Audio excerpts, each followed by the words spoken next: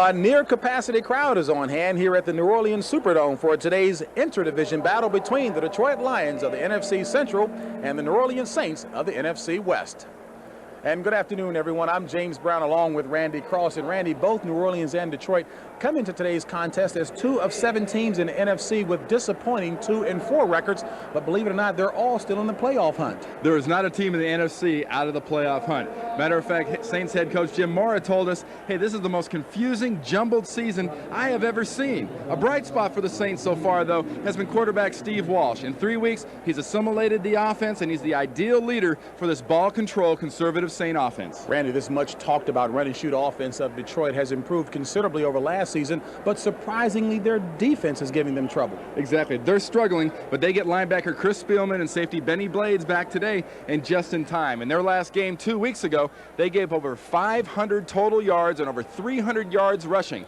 Safety Blades told us yesterday, hey, if you'd have told me before the season that our offense would average 24 points a game, and after 6 games, I'd say we are 6-0. The reason the Lions aren't 6-0, the defense has not played well. It's time for the Lions defense to come to the party. The city of New Orleans has not rolled out the welcome mat for the Lions, unsuccessful in 4 attempts here in the Crescent City. Well, Detroit has won the coin toss and has elected to receive. And kicking off for the Saints, Morton Anderson, 9th-year veteran out of Michigan State, having an excellent year. You see the number of touchbacks on his kickoffs, an excellent record indeed. And back deep, the deepest of 3 for the Lions, Mel Gray, a former Saint who leads the NFL in kickoff return yardage, averaging 27.3. And boy, would the Saints love to have him back.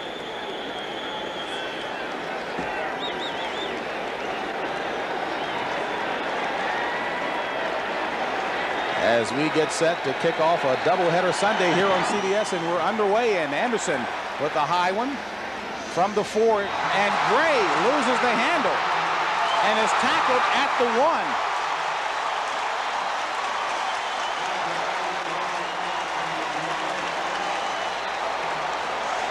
And boy, do the Saints get a break early as you take a look at Benny Thompson, who went down there and nailed Mel Gray off of that costly muff of the ball there.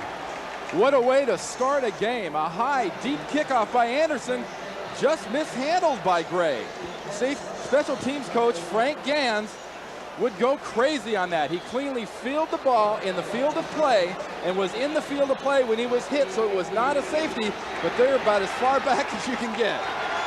So Rodney Peete will be operating from his own 1.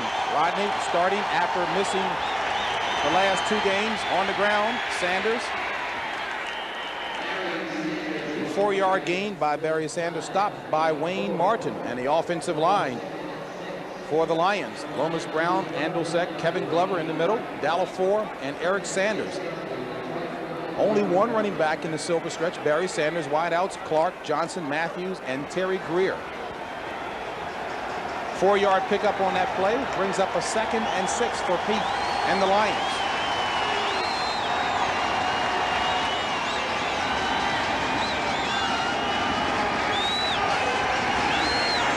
Peete to pass from his own end zone, decides to run it, has the first down.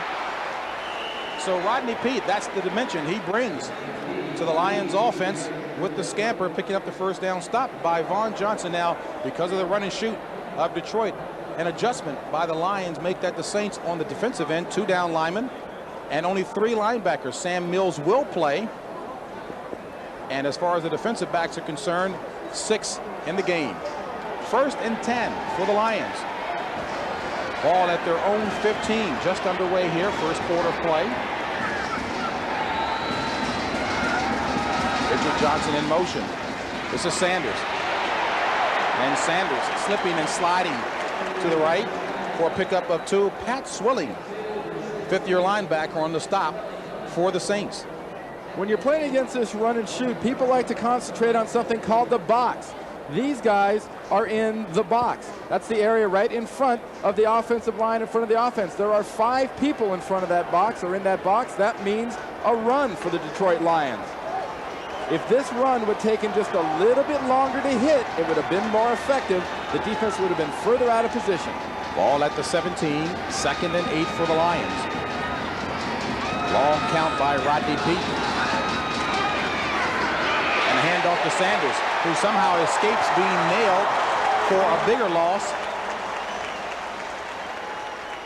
And still winds up losing 3 on the play. Ricky Jackson, the 10th-year vet out of Pittsburgh, on the stop for New Orleans.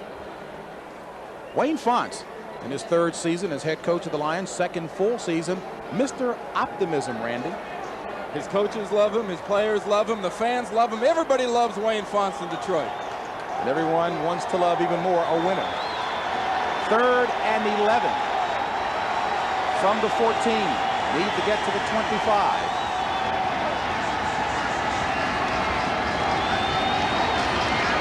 Peete dishes off to Sanders, and Sanders tries to juke move, but gets nowhere near the yardage as Ricky Jackson runs him out of bounds. Sanders picks up 5 on the play. They needed 11, so Detroit will send on make that Jim Arnold to punt. 8th-year player out of Vanderbilt, and back deep for the Saints, Vince Buck, number 26. And Arnold's a punter that specializes, James, in getting great hang time.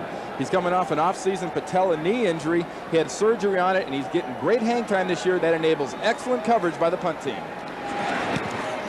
And Arnold with an excellent kick, moving Buck back to the 25. Good move to the left, and run out of bounds and tackled out of bounds. A 56-yard punt, 16-yard return. It'll be Saints ball when we come back.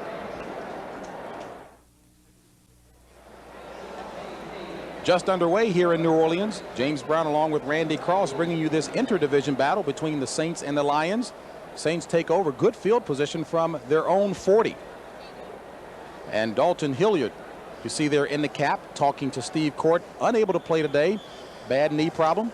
Yeah, he suffered the same injury that Roger Craig from the 49ers had. It was an injury to his posterior cruciate, which is in the inside of the knee. He'll miss 2-3 weeks like Roger Craig has. He'll be back. I'm sure for most players there's no such thing as a good knee injury. 1st and 10. Saints at their own 40. Walsh back to pass on 1st down. Throws it incomplete and nearly picked off that time by Bruce McNorton. McNorton had a bead on it. Intended receiver was Eric Martin. And the offensive line for the Saints: Haverdink, Dombrowski, Joel Hilgenberg, Trapello, Stan Brock, and Hobie Brenner, the tight end. Backs and receivers, I mentioned Reuben Mays getting the start, his first of the 90 season, in place of the injured Hilliard. Hayward, the fullback, Perryman and Martin, the wide receivers. 2nd and 10. 3 wideouts in for the Saints. Floyd Turner, the 3rd receiver. On the ground, Mays. 3-yard run. And the defense that the Saints will be looking at this afternoon: Keith Ferguson and a pretty healthy Jerry Ball. Week off did him some good. Dan Owens in place of the injured Kevin Brooks. Linebackers: Williams. Chris Spillman returns to action after a month away. Dennis Gibson and Michael Kofer. And the secondary that's been picked on quite a bit as well: Bruce McNorton, Leroy Irvin, William White, and Blades. Benny Blades back in action as well. Not on injury reserve, but he's sat for a month. 3rd and 7. Ball at the 43 of New Orleans. Perryman in motion. Walsh back to pass with time. Throws it complete as Reuben Mays comes out of the backfield. 4-yard pickup, but not enough. Not generating a 1st down in their first possession, I'm sure, is disappointing for Steve Walsh and the New Orleans Saints. But Steve, you're extremely lucky Bruce McNorton didn't take your first pass effort of the day about 45 yards for a touchdown. Bad pass, he got away with it. That was a close one as well, as Ray Crockett was right there on that pass. Mel Gray will get a 2nd attempt here to field the ball. First punt return effort. He's 4th in the NFC. Make that 3rd as a good high punt by Barnhart. Gray from the 9. And across the 20 to about the 21, stopped by Vince Buck. So Mel Gray with an 11-yard punt return. Well, Randy Cross mentioned how wacky the NFL is this season. 8 2-4 teams throughout the entire league, 7 in the NFC. There's a three-way tie in the NFC West. There is a scramble going on right now in the NFC, and head coach Jim Mora, you see right there, knows the Saints are in the heart of it. In 6 weeks, you're 2-4, and you're still in the playoffs. That's how wild 1990's been in the NFL. Lions with their second series. 1st and 10, ball at the 21. Johnson again in motion. And Pete. Sack. They say he's in the grasp, and give the credit to Jim Wilkes, the 10th-year veteran from San Diego State.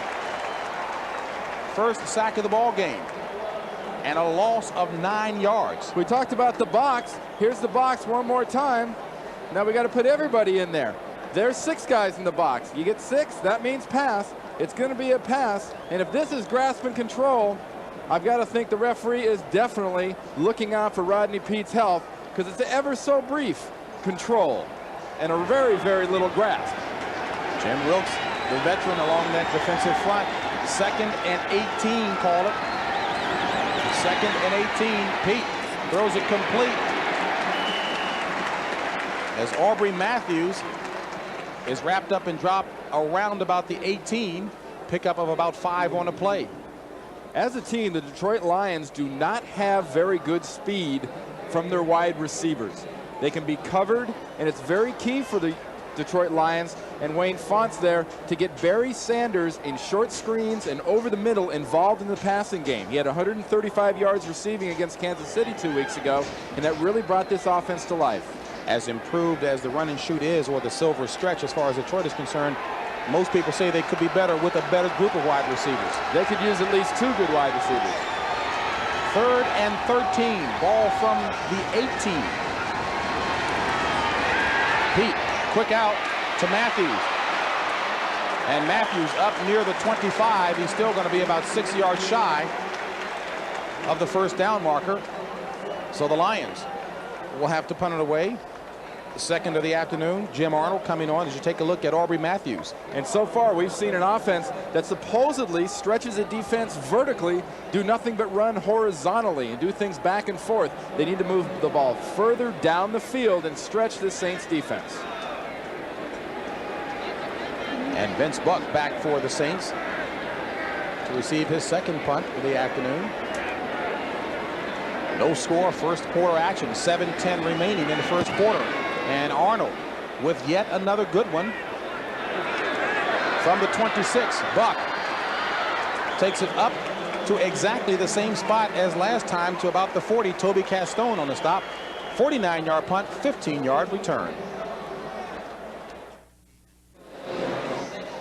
Part of this near capacity crowd includes 20 foreign journalists, as you see there on the second row of press row, trying to take notes on how the American journalists cover American football, and they will be doing just that with the World League of American Football, which of course kicks off in March of 1991. This is their second stop. Some of those foreign journalists know as much about art as our journalists do. They just get paid more here. That'll make you a hero. First down, as Mays does not get back to the line of scrimmage. A loss of 2 on the play. Randy, we asked Jim Moore about Ruben Mays, and I guess the question that was asked specifically is he the old Ruben Mays? Jim Moore says he's a cutter, he's a slasher, he's back to running right. The problem is you give him the blocking, he can be the old Ruben Mays. I have to disagree with Jim Moore. I don't see the pop and the fire and the sprint out of Ruben Mays that he had a couple of years ago. I think he's still a little bit tentative and not running at full speed. 2 tight end formation, Brett Perryman out on 2nd and 12 for the Saints. Ball from the 39. Mays again, trying to find a hole. Finds a small one and gets up near the 44. And Randy, of course, he missed all of last season with a knee injury.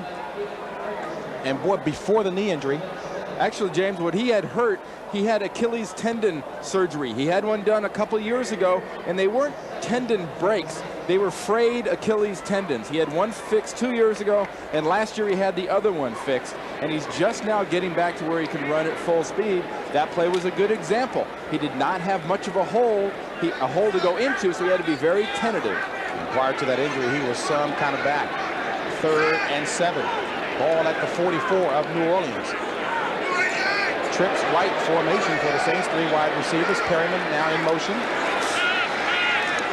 Walsh complete to Mays out of the backfield.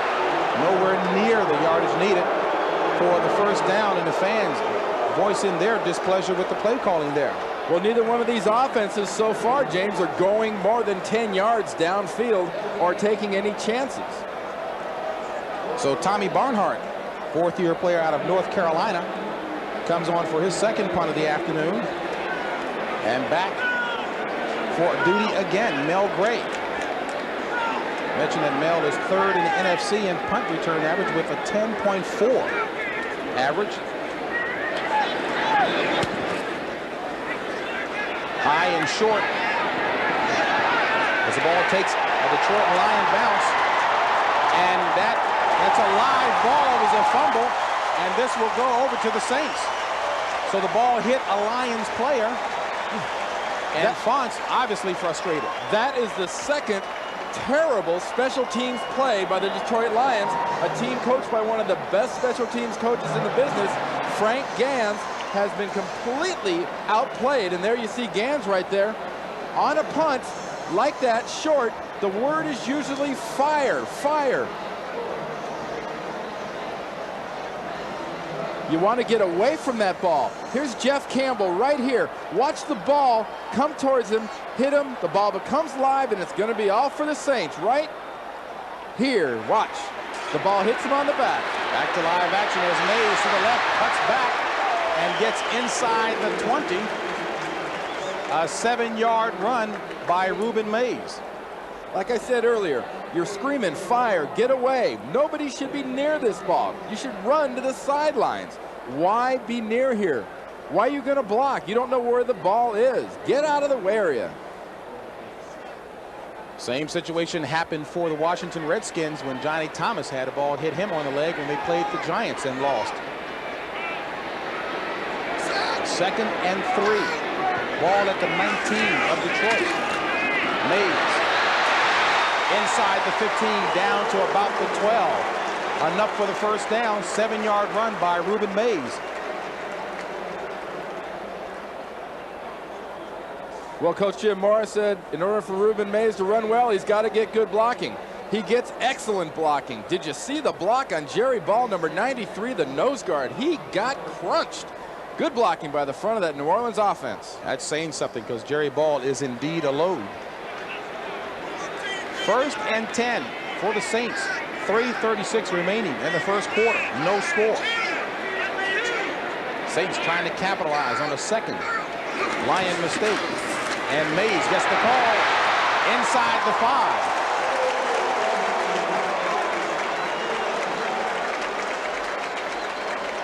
An 8-yard gain by Reuben Mays, stopped by Jerry Ball. Now what to watch here? Watch Mays go this way, and watch the block by Hobie Brenner, the tight end, sealing off the backside. Everybody else is going to go this way to open up a big lane for Reuben Mays to cut back into. Hobie Brenner completely seals Kofor off on the backside and opens up that hole for his running back. And if not for the powerful arms of Jerry Ball, he might have been in. 2nd and 2, ball at the 4 of the Lions. 2 tight end formation. Make it 3. Mays. Nowhere to run, nowhere to hide as Chris Spielman gets into the thick of things as he pushes Mays back for a 2-yard loss. And Spielman was anxious to test out that injured shoulder of his, Randy. Well, as much as you want to hit people and as crazy as you want to go in practice, before you get in a real game situation, nothing simulates a game. And Chris knew sooner or later he's going to get a shot on a big lineman. He's going to get a shot on a tight end. And when the time comes, he says, hey, I will throw my body in there. If I get hurt, I get hurt. But I can't even think about it. I can't let it bother me. Said he was going to play mad today. 3rd and 4. Ball back at the 6. Play action. Walsh with time. Lobbing it. Touchdown, New Orleans. Eric Martin.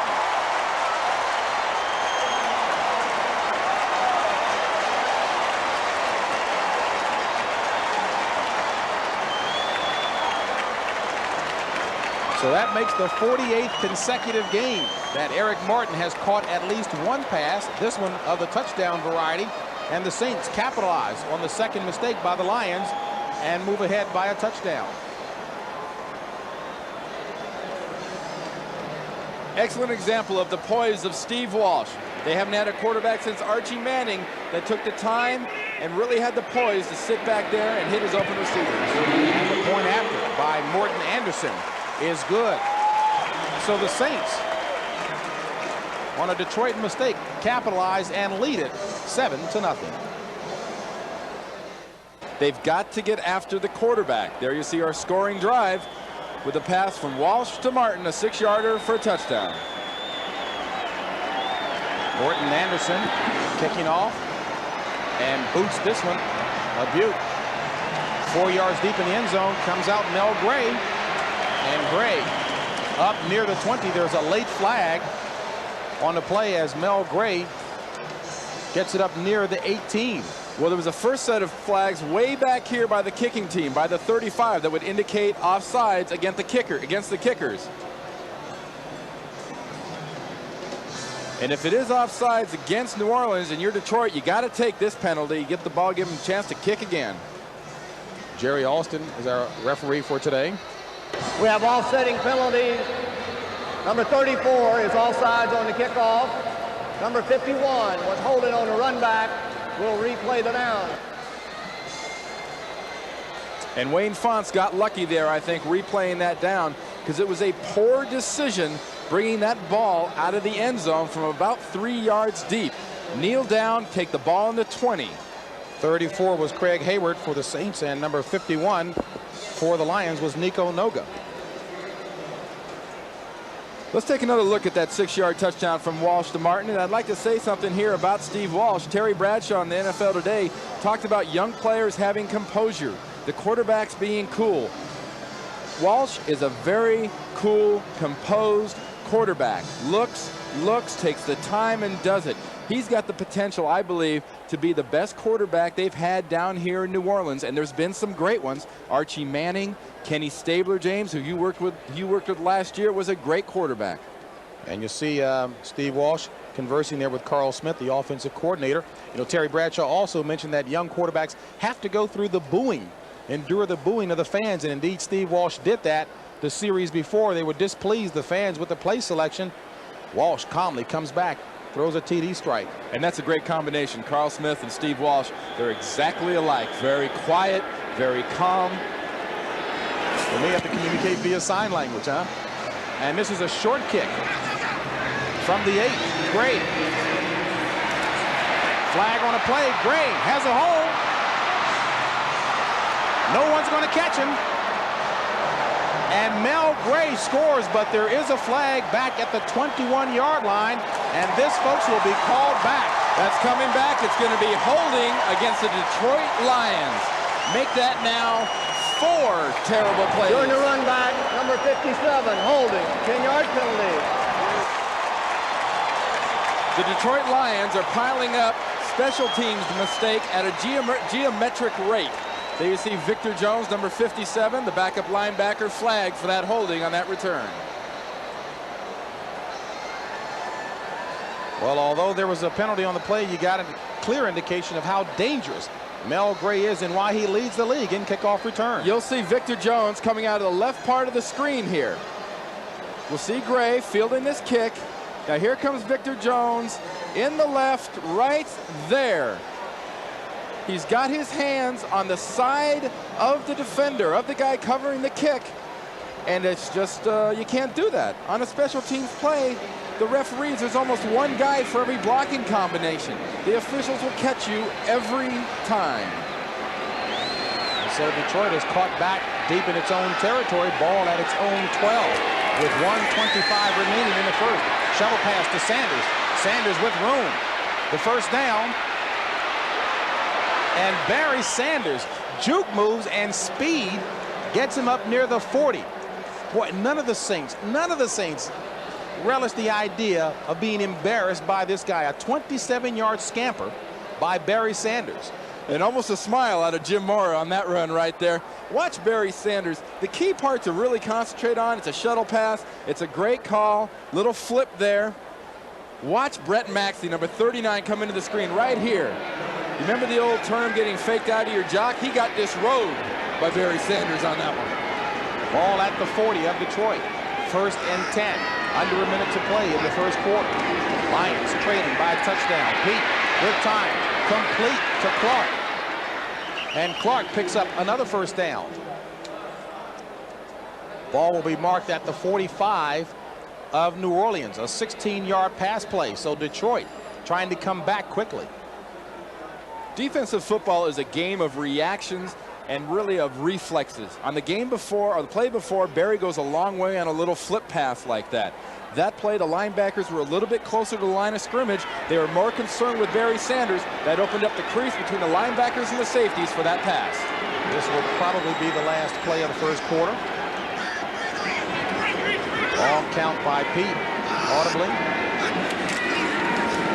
And Pete decides to keep it and runs for the first down and is out of bounds inside the 30.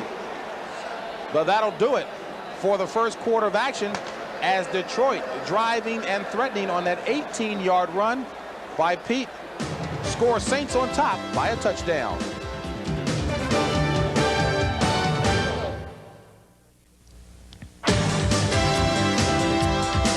CBS Sports coverage of the National Football League is sponsored by Ford and your Ford dealer. Have you driven a Ford lately? Federal Express for documents, packages, and freight worldwide. Absolutely, positively the best in the business. And by Heineken and Amstel Light. They're the tops. Jazz and New Orleans, synonymous, of course, and that man there bills himself as the sax machine.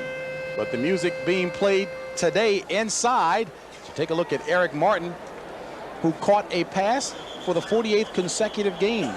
And it's his touchdown reception that's the difference in the game right now. Saints on top, 7-zip. The difference so far in this game, James, has been very, very poor special teams play by the Detroit Lions.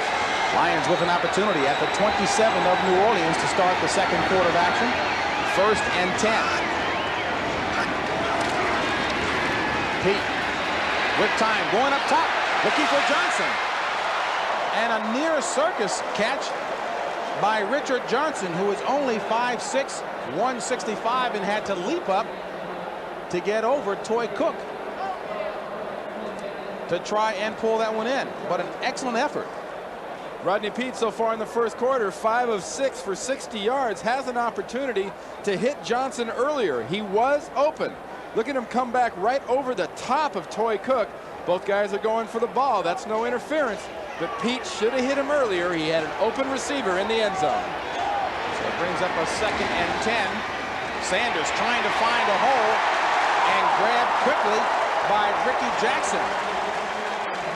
And for an NFL Today report, let's check in New York with Greg Gumbel. Thank you, James. In Dallas, the Eagles draw first blood. Randall Cunningham, 10 yards to Anthony Toney out of the backfield. And with the point after, the Eagles lead the Cowboys by score 7-0. Let's go back down yonder to JB and Randy. All right, Greg, and down yonder here, the Lions have a 3rd and 14 ball marked at their own 31. As a matter of fact, Buddy Ryan guaranteed a victory in Dallas today. That ought to be an interesting one. Interesting here, 3rd and 14. Lions, one of the worst teams at converting on 3rd down. And Pete has room and slips under down at about the 21, a 10-yard pickup, but about 3 yards shy of the first down. Vaughn Johnson on the stop, and that's the dimension that Rodney Peete brings to this offense. Watch Ricky Jackson right here going against Eric Sanders, the right tackle. You want to see why a linebacker is considered one of the best pass rushers in the NFL? Watch him manhandle this big tackle. Sanders has got him. That isn't holding, is it? Nah, that's not holding. That's having a good grasp of your technique. So Rich Carlos, the barefoot one, will come on to attempt a 39-yard field goal for the Lions. It's up, and it's no good. So Carlos, signed just a couple of weeks ago, is now 1 of 2 in field goals and the Lions still scoreless.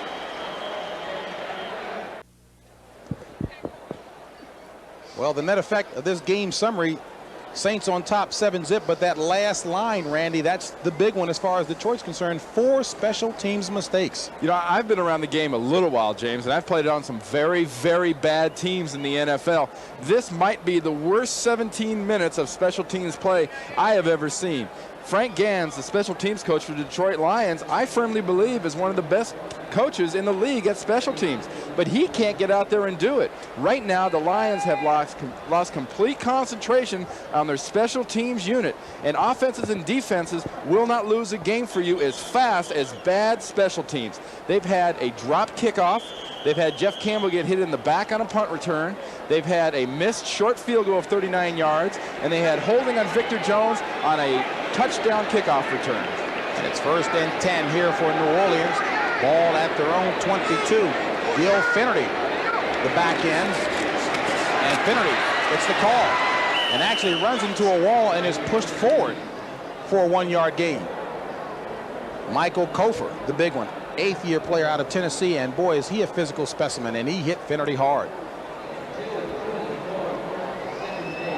Well, Randy, one of the things that the Lions indicated to us was that perhaps the team was a little too loose last night, and Wayne Fontes had to talk to the team about being focused. And perhaps on a young, inexperienced team like the Detroit Lions, a bye week, though it was good to get healthy, may have been a real drawback from a mental preparation standpoint, because they don't seem ready to play, especially on special teams. 2nd and 8. Finnerty. Play action. Scales. And Scales leans forward for a 2-yard pickup. Leroy Irvin in on the stop. And Scales, Jim Morris said he really expects a bit more from Scales than he's shown so far. Well, Jim Morris said, you know, Scales is the kind of guy that really looks like he should play a lot better. So far, he has not played up to the potential that Mora and the Saints believe he has. 3rd-year player out of Wake Forest.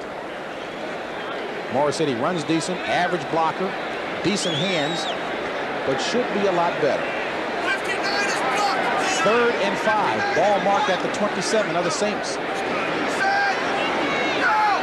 Walsh out of the shotgun. Going across the middle for Martin, and it's complete for the 1st down. Excellent fingertip catch by Eric Martin.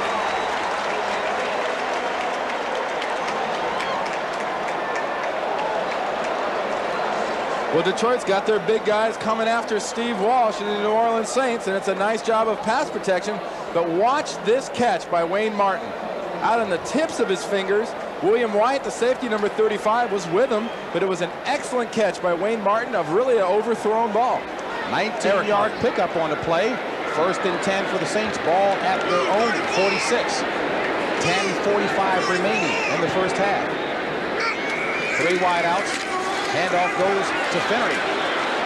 And Finnerty gets up near midfield. Called it a 3-yard pickup. We talked to Finnerty yesterday at the Saints training camp. Really an interesting guy. Had a Holy Cross.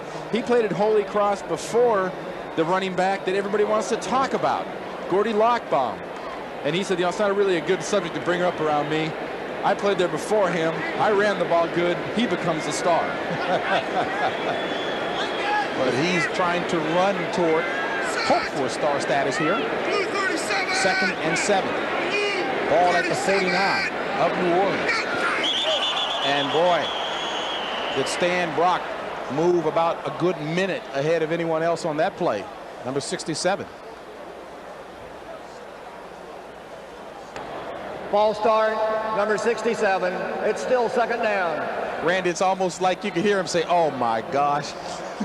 Well, you know, nowadays, since the Washington Redskins have started to run so much of this counter stuff from the backside, you see the big linemen are starting to pull. And here's Brock, number 67, going that way. Well, the big guys aren't used to pulling, so they want to cheat a little bit. They want to get a break on the ball before it snaps. A little bit too much of a break. And he's too big not to be seen. 2nd and 12. Walsh back to pass. Throws it low and incomplete. Intended receiver was Hobie Brenner. Well, you can still see Walsh trying to get into a bit of a groove, and he was very candid Obviously so, saying that he's the only one on this team that needs to play catch up. Well, actually, he said he loves it. When I was in Dallas, he says everybody around me was learning the offense. And Steve Walsh is not here in New Orleans. He goes, now I'm the only one learning. And Carl Smith, right there, the offensive coordinator, is the man in charge of teaching Steve Walsh this offense. Dime defensive package in on 3rd and 12 for the Lions. 6 defensive backs. Walsh out of the shotgun with 4 wideouts. Walsh across the middle, intercepted. So Detroit takes over on that interception by Ray Crockett, and Crockett had a bead on an interception in the first quarter, makes good on this one. We mentioned earlier that Terry Bradshaw on the NFL Today had said something about the quarterbacks watching a receiver all the way, and it's a young quarterback's mistake. Well, really, Martin is not open here. Crockett is in perfect position, and anytime you see a defensive back catch a ball and it hits him right on the numbers, that's always a good clue that the quarterback might have messed up a little somewhere. Back to live action as Rodney Peete drops back on 1st down, going up top. And it's complete to Clark, Robert Clark, for the 1st down. So Robert Clark hauls in that pass from Rodney Peete. Ball will be marked at the 21 of the Saints, a 33-yard pass play. And this is one of the run and shoot specialties, because what we're going to see is Robert Clark will settle down right in a hole in the back left part of this zone. Right there. Look at that. There's nobody around. That's not a mistake by the Saints defense. That's just an opportunity that the zone defense offered the run and shoot. The man from North Carolina Central came into today's game with 22 catches. 1st and 10. Ball at the 21 of New Orleans. Sanders, the ball carrier. 1st down. And an extra 2 for good measure. Barry Sanders takes it inside the 10. A 13-yard sprint by Barry Sanders. James, such a mild-mannered young man. Boy, hard to believe that he's that explosive. And he said something to us yesterday when we talked to him that really surprised me. He said, look, I've just got to face the facts. Coming down here to the last half of the year, I've got to carry more of the load. You have to carry more of the load? What's he going to start doing the banking and the accounting for the organization? This guy does everything. That graphic there showed Detroit has done the job inside the 20. This is 1st and goal, ball at the 8. 8:20 remaining in the 1st half. Sanders trying to find a hole. And picks his way for 3 yards. Sam Mills on the stop. Randy, we talked with Barry Sanders about how he creates holes and how he has such a great hop move, and we thought maybe his ankles ought to be broken by the way he hops so often. You know, it's funny in talking to him, too. He says, you know how I got that ankle strength? From years and years of moving laterally. You know where it first started? When I was a little kid. We used to play dodgeball. You said in Washington it was called murder ball, but you stand up against the wall and people throw balls at you. If they hit you, you're out. I don't think anybody ever hit this guy. Not many of them hit him up here. 2nd and goal. Ball at the 5.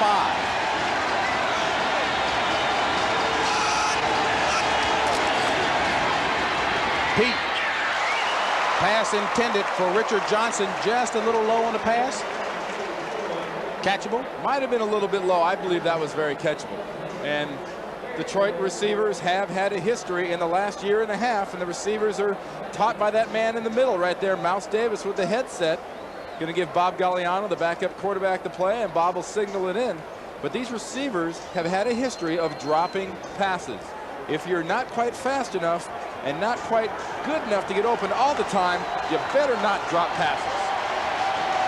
3rd and goal. Ball at the 5. And Peete signals for a timeout.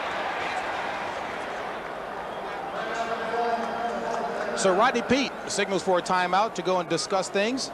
Detroit trying to score. Detroit, the league's worst in 3rd down conversions. 3rd and goal here, ball at the 5. But inside the 20, last year they were at 63% converting for touchdowns inside the 20. This year, 87%.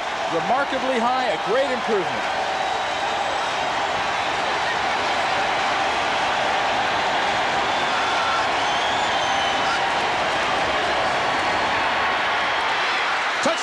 Detroit.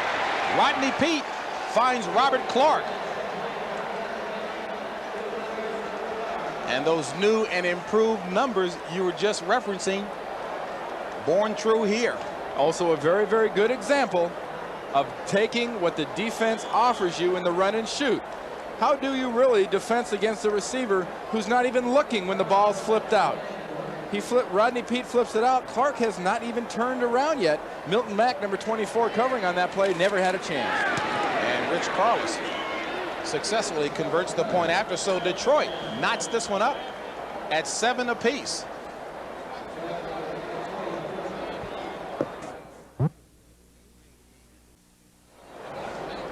Deadlocked at 7 apiece, 7:25 remaining in the first half, and the key plays a 33-yard pull-in by Robert Clark from Rodney Peete, and Detroit evens things up.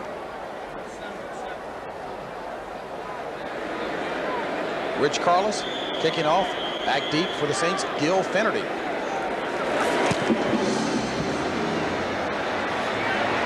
And Finnerty takes it from the 4. Across the 20 to about the 22-yard line, Nico Noga on the stop.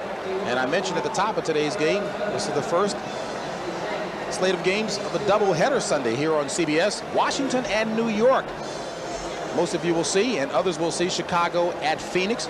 Washington trying to break a 5-game losing streak to the Giants, and Phoenix looks to be a lot better than most people thought, Randy. Well, they were talking about earlier on NFL Today, the key to the New York Giant-Washington game would be the run defense of the Giants.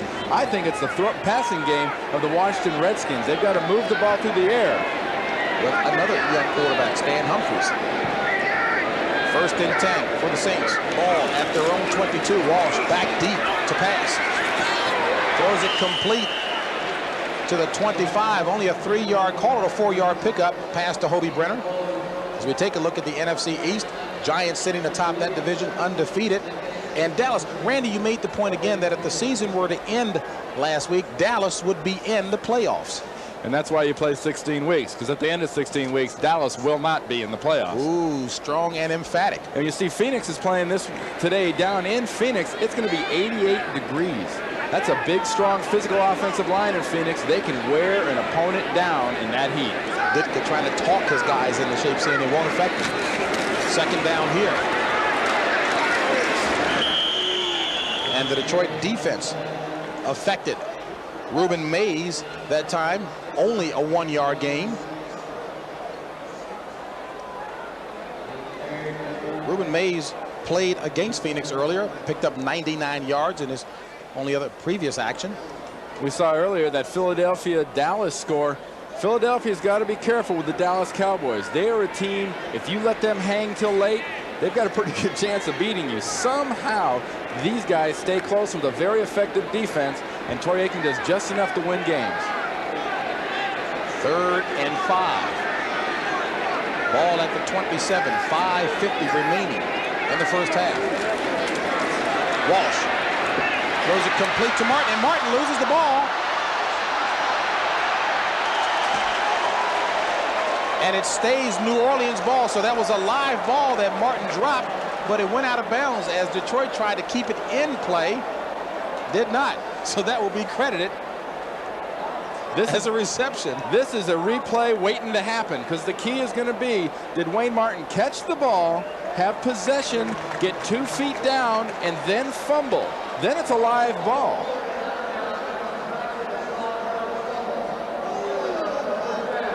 Definitely a possession. He fumbled. The ball was fumbled forward. You cannot get those yards fumbling forward like that on a reception. The ball will come back to where the fumble actually occurred.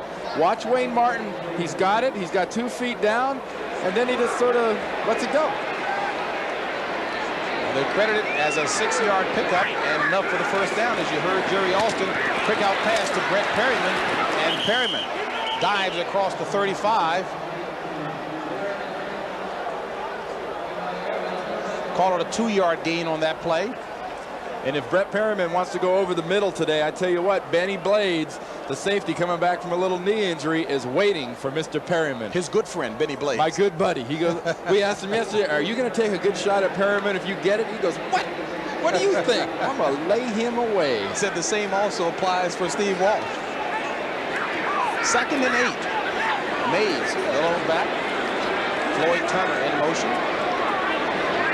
Trips right formation. Little confusion.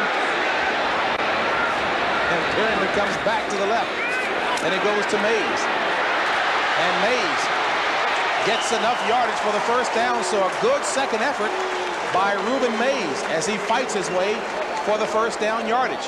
And for an update around the NFL, let's check in with Greg Gumbel.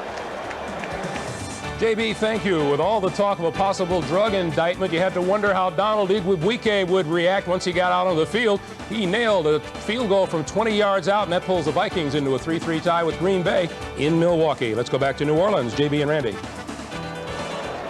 All right, Greg, and talk about playing with a burden, a mental burden indeed. Igwebuike not showing any effects there.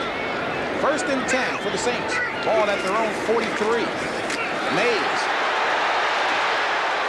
And Ruben Mays, running like the Mays of old, gets the ball to midfield, an 8-yard run to the right with 3:33 remaining, and Ruben Mays looking effective.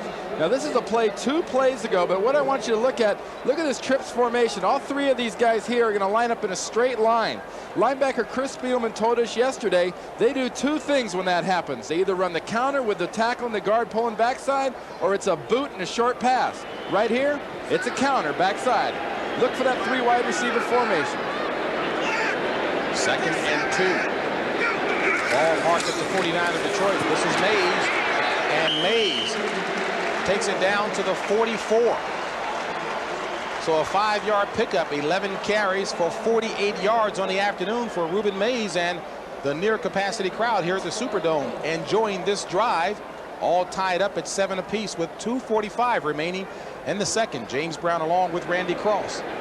And so far the New Orleans Saints saw on film from 2 weeks ago, there are some holes in the backside of the run defense of the Detroit Lions. They have taken very good advantage with Ruben Mays of the backside of Detroit's defense.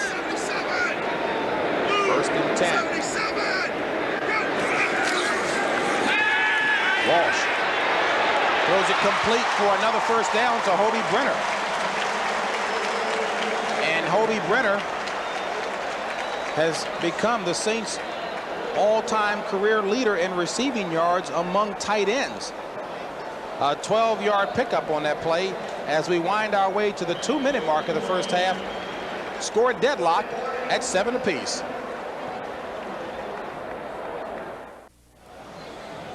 Good college football action on slate for next week here on CBS Sports. Next Saturday at 2 o'clock, it'll be #1 Virginia taking on the 16th ranked Georgia Tech Yellow Jackets. And that's quarterback Sean Moore from Virginia, and you won't see him tested better, I believe, until the bowl games come than he will be next week against Georgia Tech and that swarming defense they've got down there in Atlanta. See the timeouts remaining. Wayne Fontes' team with 2. New Orleans with the full complement of 3. And right now, the Lions defense being tested. The longest drive of the day. This is the 9th play coming up for the Saints. 1st and 10. Ball at the 32 of the Lions. Mays, the ball carrier. Strung out and dropped. A flag on the play as Benny Blades hog-tied him and dropped him. But there is a flag. And Jerry Austin points in the direction of the Saints.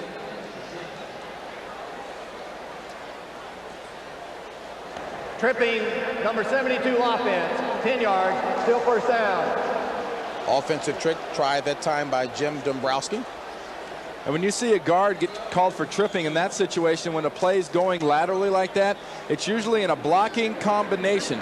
Dombrowski was probably working right there in that case with his left tackle Haverdink.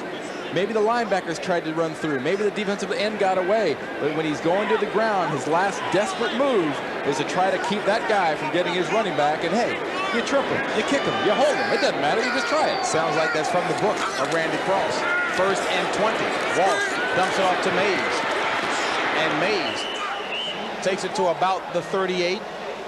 5-yard pickup, 20 needed. Will bring up a 2nd and 15. Good job of recognition on that play by the Detroit Lion defense, led by Chris Spielman, their inside linebacker, number 54. He saw that thing coming all the way. And you look at a veteran like Spielman. Well, look at that right shoulder. See the way his right shoulder's raised up a little bit higher than the left shoulder? That's not because of the way he's standing. That's because of those extra pads underneath there. But Spielman studies all week long. When he sees a certain formation, he sees motion, he knows it's a play. He knew that was a screen. From the 38 of Detroit, 2nd and 15. 1:08 remaining in the first half. Walsh complete to Brenner, and Brenner down to the 30. About 6 yards shy of what's needed for the first down. That's a 7-yard pickup, and a timeout called by New Orleans. That leaves him with 2. So Steve Walsh will discuss things, and we'll be back in just a moment. Less than a minute to play in the first half, deadlocked at 7 apiece. And don't forget, coming up at halftime, Greg Gumbel and Terry Bradshaw will bring you up to date with all the scores and highlights. Randy, what about this Detroit defense in this situation here? You see Jerry Ball there, the nose guard in the middle of your screen. Okay, this Detroit defense is what they refer to as the bend but don't break. They like to drop back in their zones. I look for Steve Walsh and his offense to bring something in the middle of this defense, in between the zones, something on a crossing pattern to get this first down. They've got 2 timeouts left, so they can't throw the ball inbounds. We'll give a look on 3rd and 8. Walsh dropped by Floyd Turner. And that ball was right there. So Morton Anderson will come on to attempt a field goal. Steve Walsh was 6 of 6 on that particular drive until that drop by Floyd Turner. And did you see Floyd Turner run by Steve Walsh? Steve Walsh was standing there staring at him, and Floyd Turner ran by him, never made eye contact. It's like, maybe, I'm just going to look at the ground here while I run off. Maybe he'll stop looking at me. This will be a 47-yarder. 52 yards is the best this season for Anderson. It's up. And it's good. So Morton Anderson, who trails only Nick Lowry by 0.2 of a percentage point for accuracy, nails it.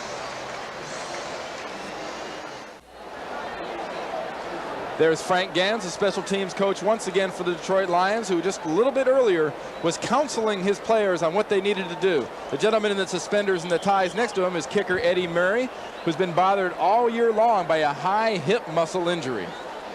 But what Detroit hip muscle injury. A high hip, yeah. What Detroit needs to do here, they need to get the ball out. If Morton Anderson blasts this thing deep in the end zone, drop your knee, get the ball to the 20, and let your offense get on the field. Detroit has 45 seconds right now. They have 2 timeouts left. That's plenty of time to get within Carlos field goal range. They have to get to at least the New Orleans 30 once they get the ball. Keep in mind that Carlos did miss a 39-yarder earlier. Picked up by Gray from the 3. Gray met hard and smacked in his tracks. Greg Scales, 6'4", 253 pounds with the crushing hit. And boy, I've heard you say too many times, special teamers, particularly return people, earn their money. So Rodney Peete will come on to guide the Lions. 1st and 10, ball at their own 20. 2 timeouts remaining for the Lions. 40 seconds left in the first half. Don't worry about the wide receivers, James. The key in this drive will be Barry Sanders.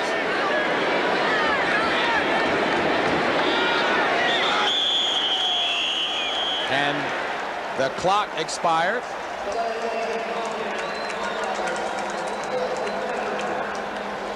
Play clock gets down to 0, and they get pushed back. 5 on this play will bring up a 1st and 15. So take a look at Rich Carlos over there warming up with Eddie Murray holding. The Lions seem to be just a little bit off, James, a little bit rusty, a little bit sloppy. I think this week off might have really affected them from a preparation standpoint. Peete throws it complete And Clark driven back a couple of yards. But the Lions picked up 8 on that play as the clock continues to wind down. Ball is marked at the 23. Will bring up a 2nd and 7 situation. Pete going up top for Clark. Complete for the first down. And Detroit needs to call timeout, and they do. So Robert Clark beating Milton Mack on the play for a 42-yard pass play from Pete to Clark. It's kind of hard to believe in this situation that New Orleans can get creased and gashed in the most obvious place. Down the hash marks, in between the zone, Robert Clark sneaks right in there and gets Carlos within field goal range. This will be a 52-yard field goal Carlos will be attempting, but Milton Mack was just beaten by about a 1.5 steps by Robert Clark on that play. So Rodney Pete did his part, and now Rich Carlos will call on his foot to see if he can nail this one. Rich Carlos's career best is a 51-yarder. And New Orleans has always been a very good inside rush team on field goals. This one's not going to be as high as he'd like to get it. He's got to get it low for distance. Watch the middle of the New Orleans defense. This a 52-yard attempt. It's up. And it's not going to make it. No good. So Rich Carlos comes up a little short. And Detroit still trailing by 3 with 1 second remaining in the first half.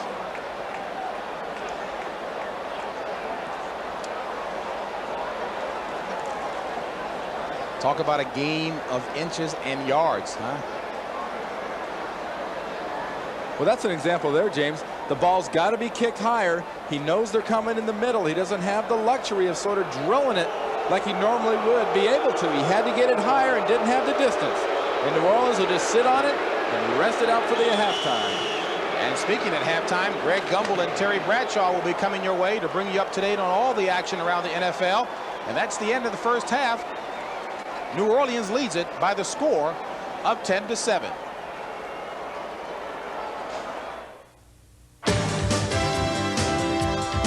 CBS Sports coverage of the National Football League is sponsored by today's Chevrolet, who invite you to see why more people are winning with the heartbeat of America. Hewlett Packard LaserJet printers, they'll get you noticed. And by Budweiser, with that clean, crisp, cold taste. Nothing beats a Bud.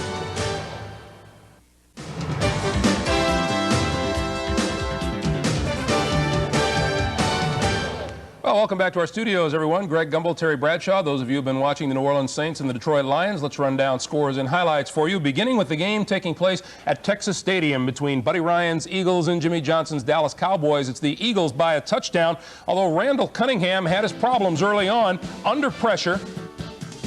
And then number 97, Jimmy Jones, knocks him for a 10-yard loss. Buddy Ryan contemplating on the sidelines and came up with this Randall Cunningham play. Well, Randall Cunningham had Chris Carter, who was notorious for catching passes, touchdown passes inside the 10-yard line, but now he goes to Tony out of the backfield, so maybe this is the route that the Eagles want to go. We talked in the pregame about the education of quarterbacks. How's Troy Aikman coming along? Well, inside, when you're throwing the football, one of the things you never want to do is stare. Notice the eyes. I'll clear it now. Aikman comes out and stares this way the entire way. His vision will draw number 48, the safety, Hopkins, who will read his eyes, come all the way across the field and make the interception right here. Watch Aikman's eyes. Left for the blitz control, stays left, stays left, stays left, stays left, stays left, trail, trail, trail, and here comes Hopkins over. You know, you just can't do that. It's a natural instinct to pick up your key receiver, but you don't want to do that because when you play a great defensive secondary, Hopkins is one of the best at reading your eyes, following it. Well, there's less than 30 seconds to go in the game at Dallas, and the Eagles are leading it by a touchdown. At Green Bay, or actually in Milwaukee, where the Packers are playing the Vikings, the Pack leads Minnesota by a score of 10-3. Now, you know all about the problems Herschel Walker's been having. First play by the Vikings, first carry of the day by Herschel, and you're right, he loses the handle. He fumbled. Green Bay's number 93, Robert Brown, recovered.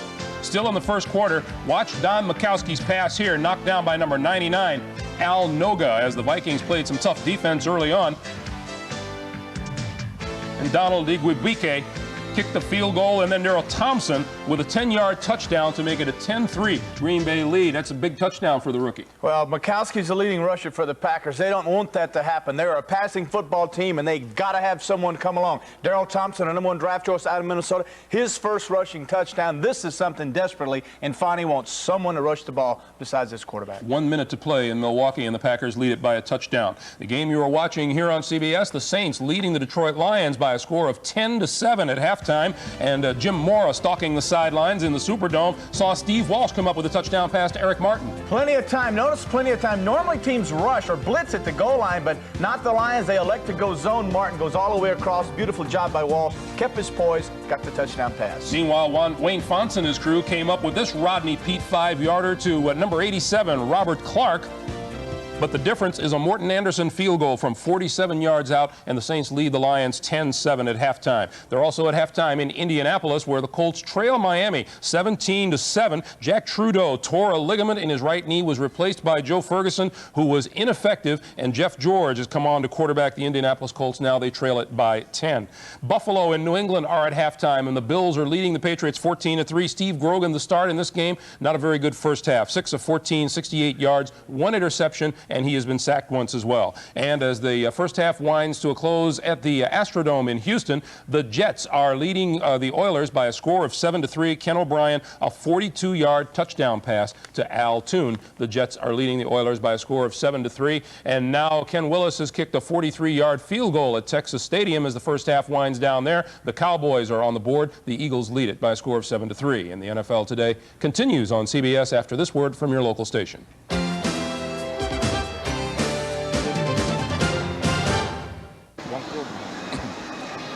Back here at halftime in New Orleans at the Superdome, and the Lions find themselves trailing by 3 to the New Orleans Saints. And Randy, I guess when you really look at it, the Lions really ought to consider themselves fortunate in the first half to only be trailing by 3. Extremely fortunate. You know, the Saints have been very conservative. They've run the ball very well with Ruben Mays so far. Steve Walsh has sort of dinked things down the field. The key so far really has been the special teams play of the Detroit Lions. We hear so much talk about special teams and how they can help or hinder. Certainly no miscue is a good miscue, but one in particular hurt the Lions the most. Look, there's 5 there. The worst, the holding penalty on Victor Jones, backup linebacker. That holding penalty brought back a Melgrade touchdown kickoff return. Now, when you take a look at the quarterbacks, of course, Rodney Peete has the big yardage. Steve Walsh has been dinking them. How do you grade them in the first half? Actually, you know, they're both doing one thing. They're both just taking what the defenses they're playing against are giving them. Detroit's defense is limiting Walsh to stuff way, way underneath. Rodney Peete is a little bit more experienced than Steve Walsh at this point. He's able to find the zones and the corners and the pockets, the little holes in the defense that usually only a little more experienced quarterback can find. He found it for a 33-yard gain to Robert Clark one time. He's hit Barry Sanders on short little dinks and shovel passes. So right now he's got his game moving. He's got the offense in sync for the Detroit Lions. Okay, Randy, play clairvoyant and look at the second half, and what do you think has to happen or will happen? What will happen, I think Detroit's got to come out. They've got to feature Barry Sanders. They've got to run the ball and keep the ball away from New Orleans. New Orleans offense has the ability to choke off time on the clock. All right, and we'll be back with the start of the second half in just a few moments. Saints lead it 10-7.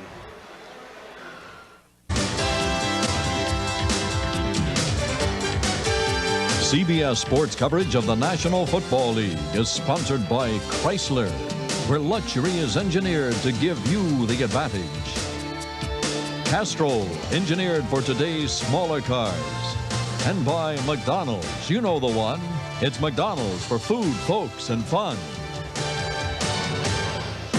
Entertainment of the water variety, plentiful down here in New Orleans, indeed. And of course, a little bit of activity upcoming in just a few days here, and that is courtesy of Robert and Amy Greenbaum. Masterful job, I would say, Randy. You should see the size of that thing too, James, though I must admit that the helmet I wore when I was playing would probably fit on that pumpkin. Well, Detroit is very thankful that the size of the New Orleans lead is not any greater. Trailing 10-7, Rich Carlos will be kicking off as New Orleans will receive in the second half.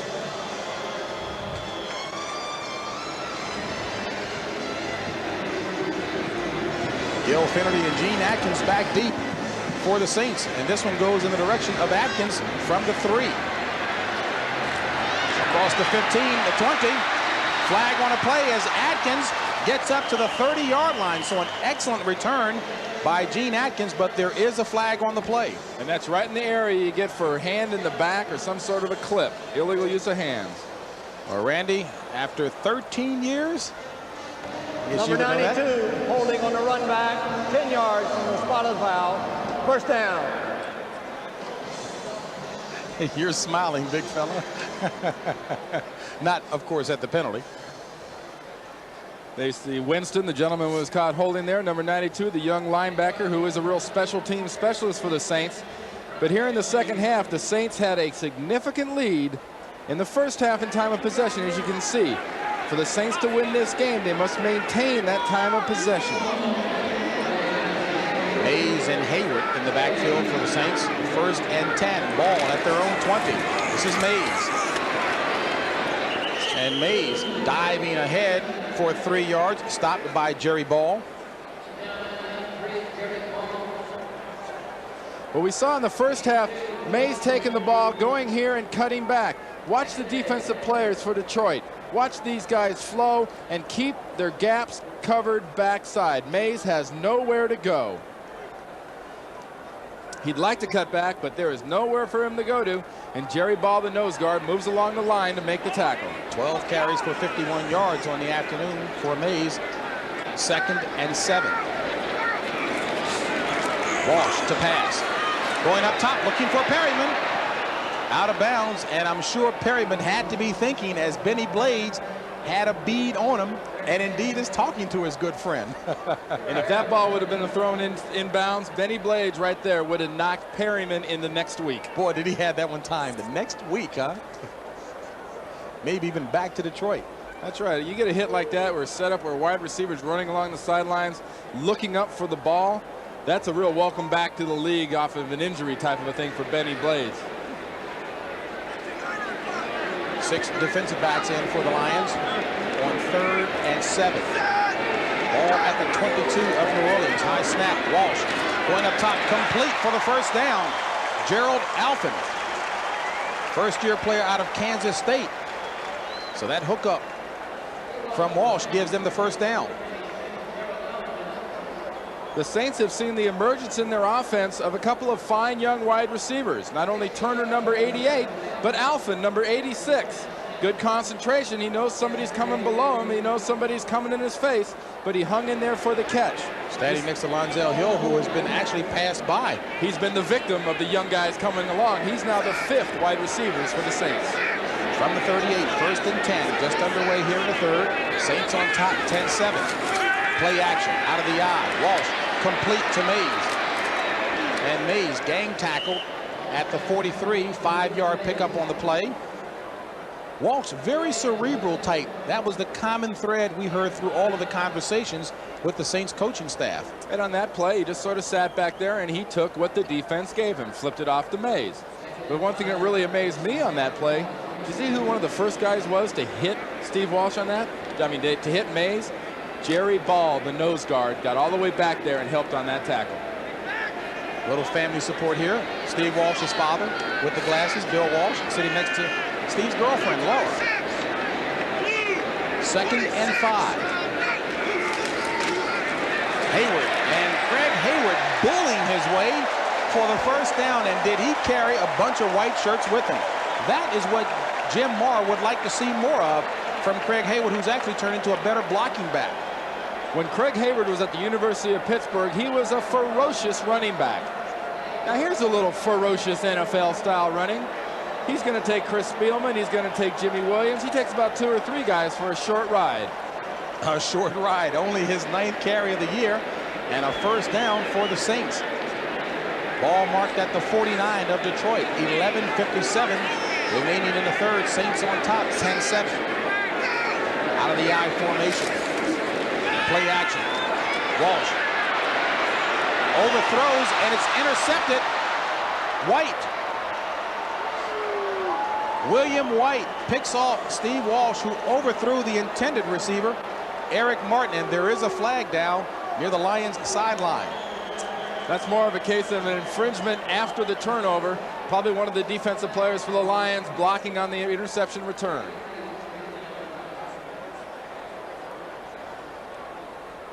Now watch Walsh get a little pressure early, then he steps up and flips it across his body. Just a poor pass. Well, he had that to do again. He might have taken an extra second to set his feet, get it completely ready to throw before he threw it, because he badly overthrows Martin right here. I mean, not even close. Well, White didn't have to be very big on that play in terms of stature, although Danny DeVito is his favorite actor.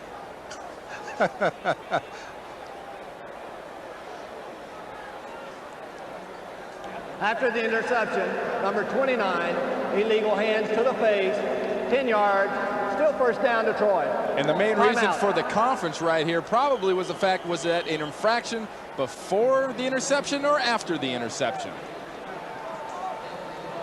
And Detroit moved back when we come back.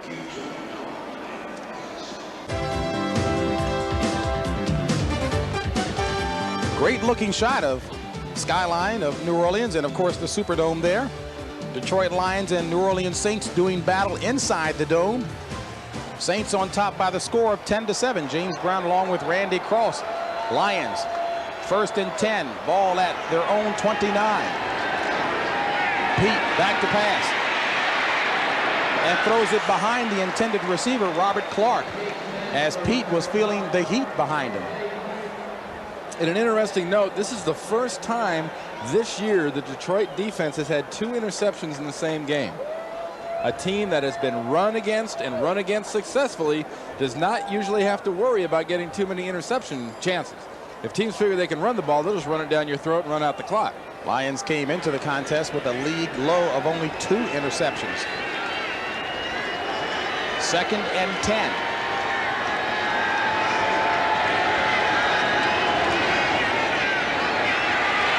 Pete.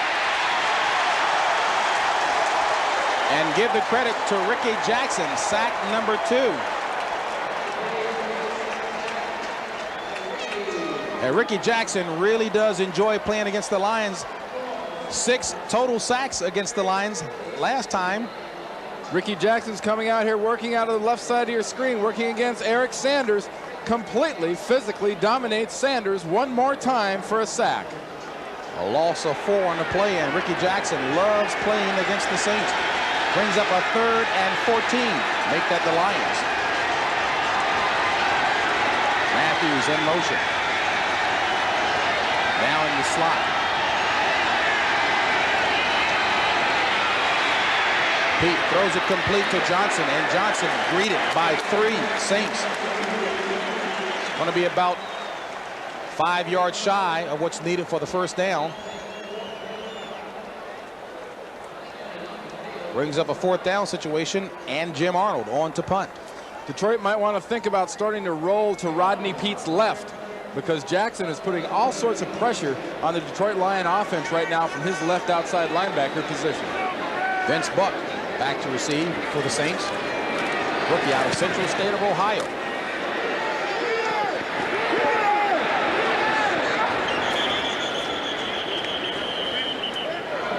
And that one was down by Jimmy Williams. So the Saints will take over after that 37-yard punt. There was the defensive line coach John Pease and the defense for the New Orleans Saints taking a look at a few pictures being signaled down from upstairs. It used to be snapshots, not anymore. Look at that. That is actually a reproduction off of a video shot of a camera that's up here at the press box level that's transmitted to the sidelines. High formation left for the Saints on 1st down, on the ground. And really good second effort that time by Ruben Mays. Boy, he's been displaying that all day long. A gain of 6 on the play will bring up a 2nd and 4. Well, that's the first significant run that Ruben Mays has enjoyed on the onside of a play. Before, he's been cutting back and taking advantage of some over pursuit on the backside of the Detroit Lion offense. That time, the New Orleans Saints played that play on Detroit's side of the ball and made for a soft corner for Ruben Mays. From the 35, 2nd and 4. 9:34 remaining in the 3rd. Saints on top by 3. First down. Flag on the play. Reuben Mays takes it out to about the 47-yard line. From watching that play, that's got to be holding on the interior of the offensive line for the New Orleans Saints. Possibly Hilgenberg, the center, working against Jerry Ball, number 93 from Detroit. Holding on the offense, 10 yards, repeat second down. Well, that negates a 12-yard run by Reuben Mays.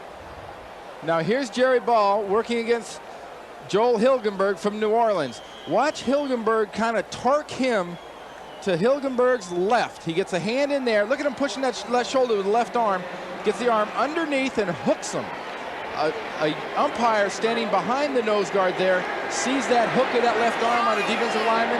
9 times out of 10, he's going to call holding. 2nd and 14 from the 25. Finnerty.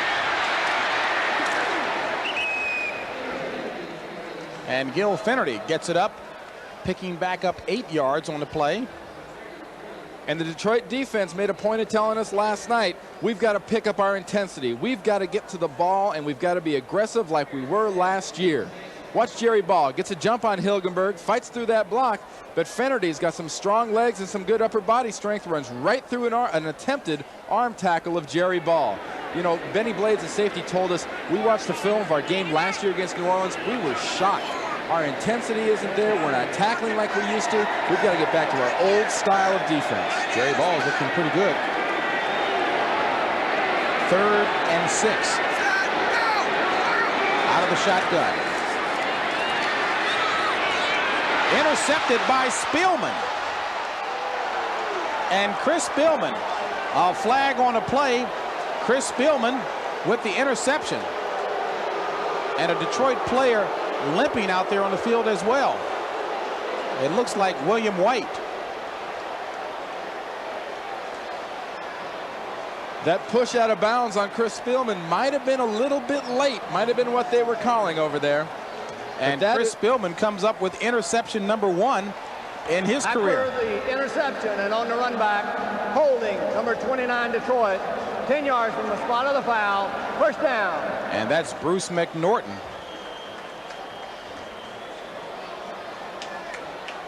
Well, Steve Walsh gets his 3rd interception on the day on another pass he wishes he had back, no doubt, because Spielman is sitting there the entire time and waiting for it. Not to be confused with great running backs, but still an interception by Chris Spielman.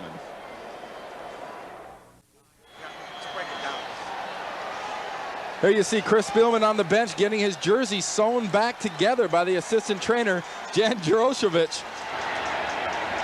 You want to say that again? Not in my lifetime. 1st and 10. Pete with all kinds of time. Throws it complete to Johnson. And Johnson picks up the room needed for a first down. So Pete, with the scrambling ability, comes up, and it's an 11-yard pass play from Pete to Johnson. But they had to do a lot of work to the right side of Chris Spielman's jersey because of the extra size of those shoulder pads. If they hadn't have retailored that jersey, not only underneath the sides, but also underneath the armpit area, Chris wouldn't have been able to get that jersey on or even get his arm through the hole so he could wear his jersey in the game. 1st and 10, ball at the 31 of New Orleans. 7:22 remaining in the 3rd. Pete, the pass. And the only person near that ball was Toy Cook. Intended receiver was Robert Clark. Well, if Rodney Peete was still playing 3rd base for the USC Trojans, that'd be the kind of throw the first baseman would have to dig up out of the dirt because he'd be the only one get a chance to hit it. Or catch it, I should say. Jets holding their own.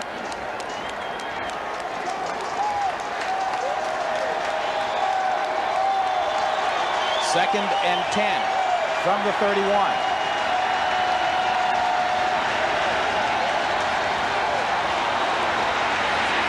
Flag on the play, a late one, as Barry Sanders picks up the first down yardage and gets down to the 15.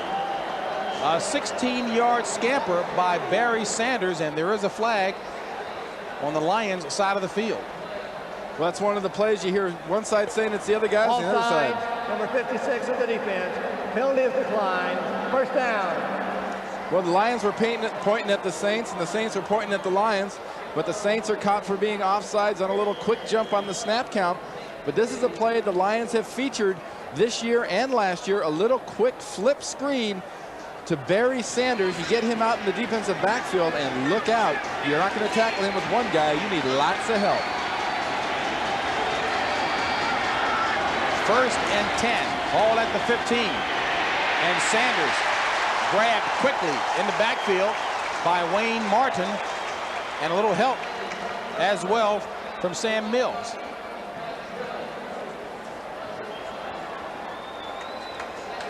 And we see Wayne Martin lines up right here. You see Swilling on the other side line up here. Sanders is going to try to go this way. Not on this play, Barry. You've got a couple of guys that are going to be all over you. Martin gets him from the back. Swilling gets him from the front.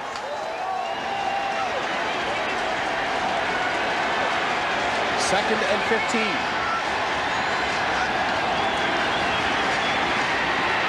Looking for Greer. Incomplete. And a great job of covering by Vince Buck.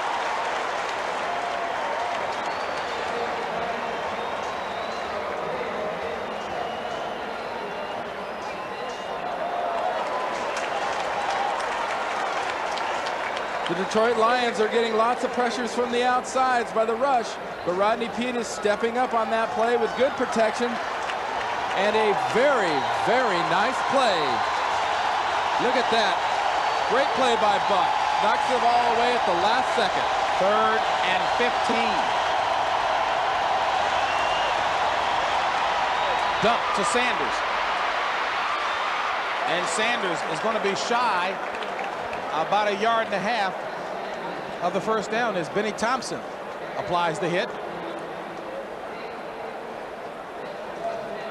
And just another example of that little shuffle pass that Detroit's run a couple of times now.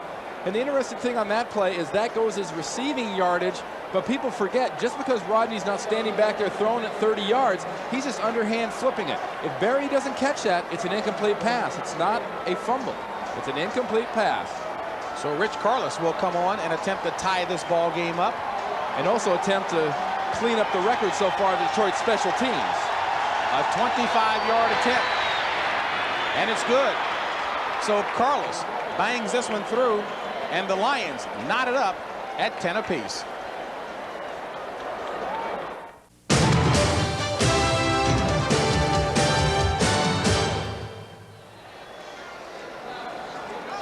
All tied up at 10 apiece with 5:13 remaining in the 3rd quarter of play.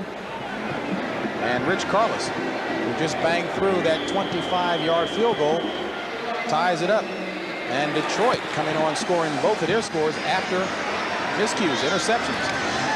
From the 10, Bobby Morris.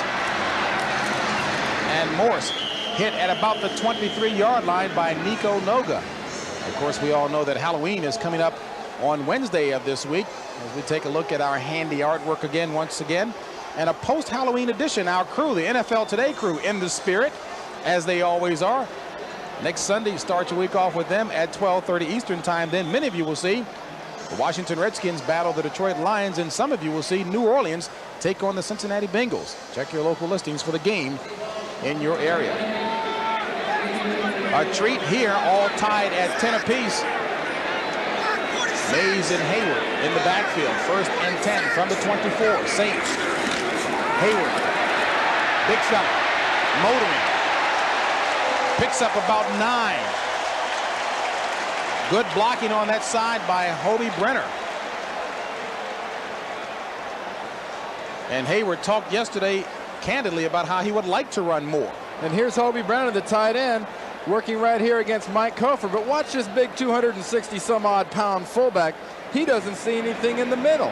What is he going to do? He's going to bounce it outside. That was Jimmy Williams, I'm sorry, number 59 that Brenner was working against and had such a good block on. And Hayward squirted more for the necessary yardage for the first down. So it's 1st and 10 for the Saints. Ball at the 34. Mays.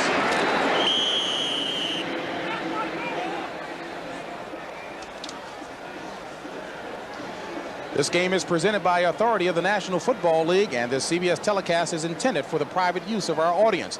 Any rebroadcast or other use of this telecast without the express written consent of CBS, the New Orleans Saints, and the National Football League is prohibited. Wayne Fonts looking at his squad. Battle through the miscues to tie it up at 10 apiece with 3:45 remaining in the third. 2nd and 9 from the 35. Saints handoff to Mays. Mays to about the 41. Pickup of 6 on a play. And the Saints are trying to blast this ball on the ground, and for very good reason. So far in the second half, Steve Walsh is 2 of 5 for 20 yards and 2 interceptions, which I guess makes him 4 of 5, but unfortunately 2 of them have been to the wrong people for Steve. If you count from the Detroit side of the ledger. But their overall offense coming into this point right now of the game, they have 181 yards on offense for the New Orleans Saints. Did a good job so far by the Detroit defense. 3rd and 3 from the 41. Pump fakes. Walsh throws it to Mays. 1st down. Loses the ball. Fumble. Recovered by Detroit. Jimmy Williams. And Williams with some room. And Jimmy Williams scores for the Lions. Touchdown.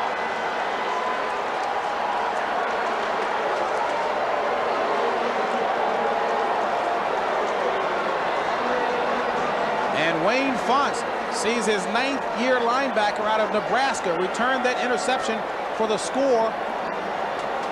First touchdown of his career. Young man out of Washington, D.C., he and his wife just gave birth. Well, certainly not him, but his wife. We had a news item there for a minute, James. You do things differently in Washington, don't you? We'll take that one, and so will he, Jimmy Williams. So Rich Carlos will come on for the point after. And it's good. A 53-yard interception return for a touchdown by Jimmy Williams. And Carlos, his point after, puts the Lions on top by 7. Reuben Mays is going to be at the right place at the right time for Steve Walsh. Early in this play, a pump fake. He goes off to his next receiver in Mays, and then the bad things start happening. Michael Kofor, the number 55, came from the blind side to cause that fumble.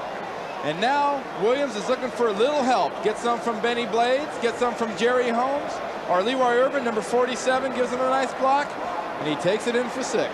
Jimmy Williams ought to definitely take Michael Kofor out to dinner. Now here we'll see it from behind.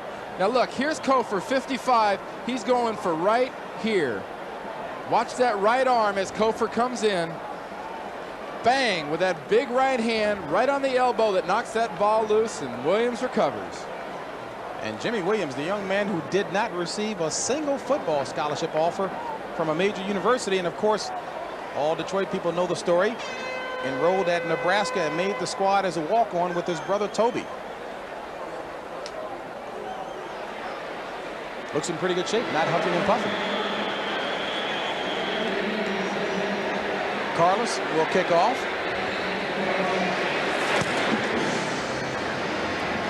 Short. Taken from the 6 by Finnerty.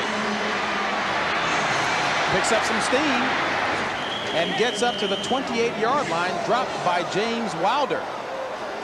And rolling on the ground in pain, number 37, Benny Thompson for the Saints. And he does get up under his own power. Don't forget, coming up after this contest here, the second game of our doubleheader, some of you will see Washington at New York, Chicago at Phoenix. And boy, I think it's really been and is a mental thing with the Skins against the Giants, 5 consecutive losses. And Joe Bugle, ex-offensive line coach for the Skins, doing an excellent job out of Phoenix. They take on the tough Chicago Bears. Now let's see what kind of counseling offensive coordinator Carl Smith and head coach Jim Murray gave quarterback Steve Walsh during his time on the sideline. Can he keep his cool? Can he keep his composure? Finnerty, the lone back for the Saints. 2:25 left in the third. Finnerty, the ball carrier. Pushing his way ahead for about 3. call it 4, stopped by Keith Ferguson. We'll bring up a 2nd and 6. And you see the Dallas Cowboys hanging tough with Philadelphia at 7-6. Miami, boy, playing some inspired ball. Don Shula talked about how he wanted his squad to have more power. They're playing some powerful football this year. There's Carl Smith, the man that calls the plays for the New Orleans Saints. 2nd and 6. Finnerty and Hayward in the backfield. Out of the eye. Strong left. Finnerty. And Finnerty bounces off of a tackle attempt and gets up near the first down marker. Maybe about a half a yard shy. Interdivision battle taking place here in the Superdome between the Detroit Lions of the NFC Central and the New Orleans Saints of the NFC West.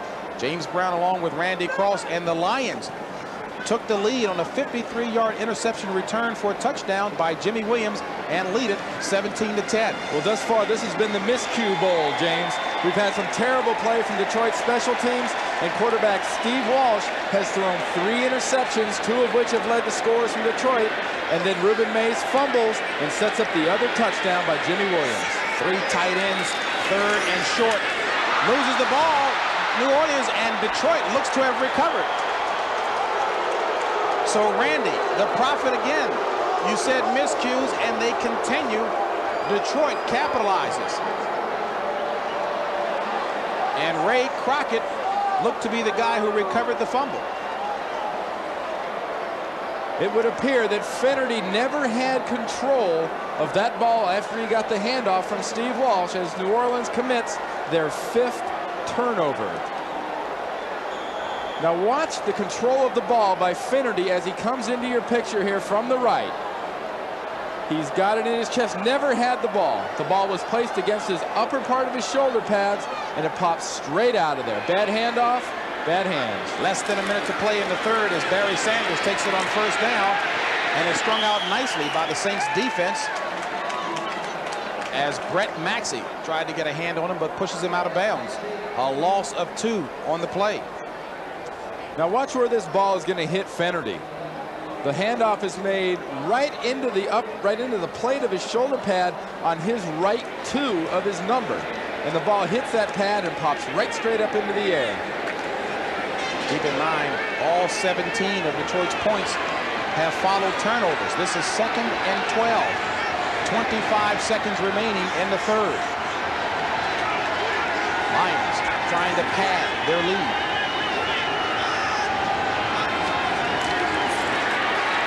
Pete, under heat, throws it, and it's complete for the first down. There's a flag on the play. There is a flag on the Detroit sideline as Pete throws it complete. Well, that's going to be an interference or a push of some kind called against either the receiver or the defender. Well, Robert Clark hauled it in. Milton Mack was on the coverage. And it'll go against New Orleans. And there are 3 seconds remaining in the 3rd. So the Lions pick up the first down. There's no sense in taking this penalty. Defensive holding, number 24. The penalty is declined. First down. That's Milton Mack, 4th-year player out of Alcorn State. And that will be the last play of the 3rd quarter. Detroit will have the ball at the 15 of the Saints to start the 4th. Our coverage will continue after this message from your local station. You're watching the NFL on CBS. Lions start the 4th quarter off threatening again. Lions come into today's game having scored 20 or more points 10 times. Have never done it 11 times, and boy, these 2 teams moving in opposite directions here. That's right. Detroit's up to a -1. New Orleans is down to a -11. Now bottom feeding in the NFL charity department. Ball at the 15 of the Saints, 1st and 10 to start the 4th. Pete in the grasp and dropped by Wayne Martin, 2nd-year player out of Arkansas. And let's see if they called in the grasp before the fumble. And I believe that was the case, Randy. And this is not an example of incredibly great pass rush. This is an example of excellent pass coverage. Pete's got nowhere to go. And not until late does Martin get near him. You saw the ball pop out, but before that, you also saw Jerry Austin, number 34, the referee, waving that play dead with grasp and control of the quarterback. Talk about a cerebral player. Wayne Martin is one that we were most impressed with as well. 2nd and 17 for the Lions. We'll bring up a 3rd and 17.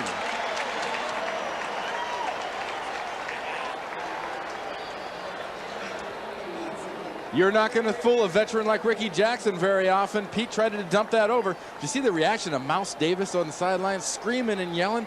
What, is it illegal? Mouse is yelling like that.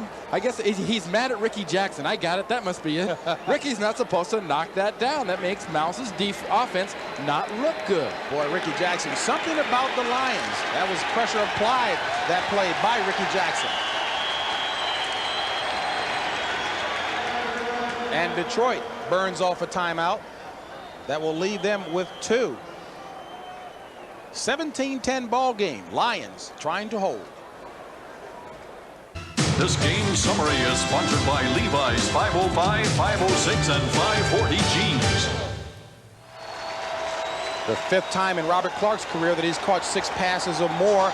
Big note here, though, Detroit, all 17 points have come off of turnovers for New Orleans. Well, I guess you can really overdo this as far as the turnovers and the negative things. You know, Detroit leads here 17-10, but I think one thing gets overlooked in those stats, Rodney Peete is off to a very, very good start here in the first 3 quarters.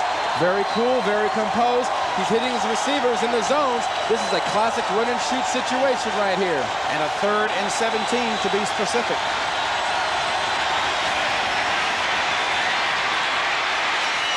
Incomplete as Rodney Peete tried to find Aubrey Matthews.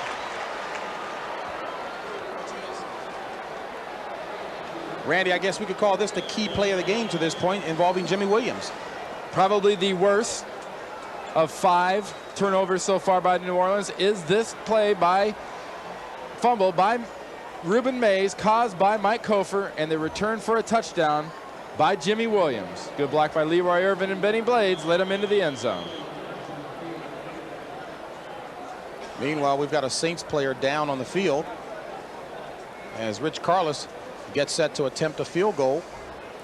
And Randy, you're right. You mentioned Michael Kofer, and certainly we don't want to upset the big fella. He, in fact, caused the fumble, and he's a big fella to argue with.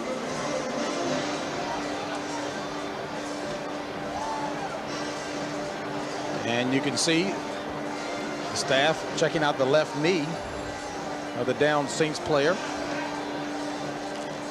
Well, while the staff attends to him, let's attend to business up in New York with Greg Gumbel. James, take a look at what's happening in Milwaukee. Rich Gannon back. The short pass is picked off by Sean Patterson on the Packer defensive line. And from the 9-yard line, he runs it in. It's 17-3 Packers. Vikes in danger of losing their 5th in a row. Let's go back to New Orleans, JB and Randy. All right, Greg, and the problems continue for the Vikings. Started the day off 1-5 as we take a look at the injured Saint player there, the fine 2nd-year player, Wayne Martin. We talked a little earlier about how impressed we were with this guy's intelligence and certainly his field play. He's being helped off by the trainers after they examined his knee that seemed to be a little bit tweaked.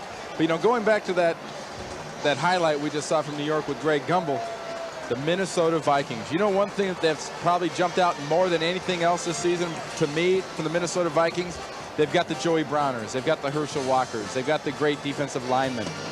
They have proved one thing, I believe, in the last month or so of the NFL season.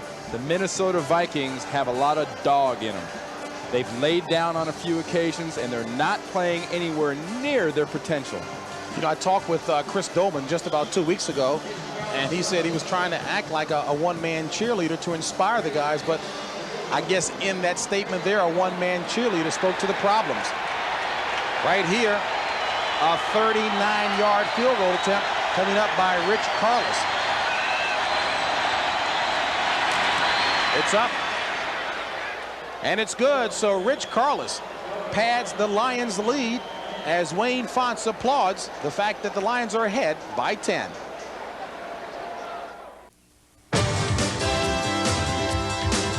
CBS Sports coverage of the National Football League is sponsored by Oldsmobile. Stop by your Oldsmobile dealer and see what's new from the new generation of Olds. The Upjohn Company. If you're concerned about hair loss, see your doctor. And by America's favorite light beer, Miller Lite, the sole sponsor of the NFL Player of the Year Award.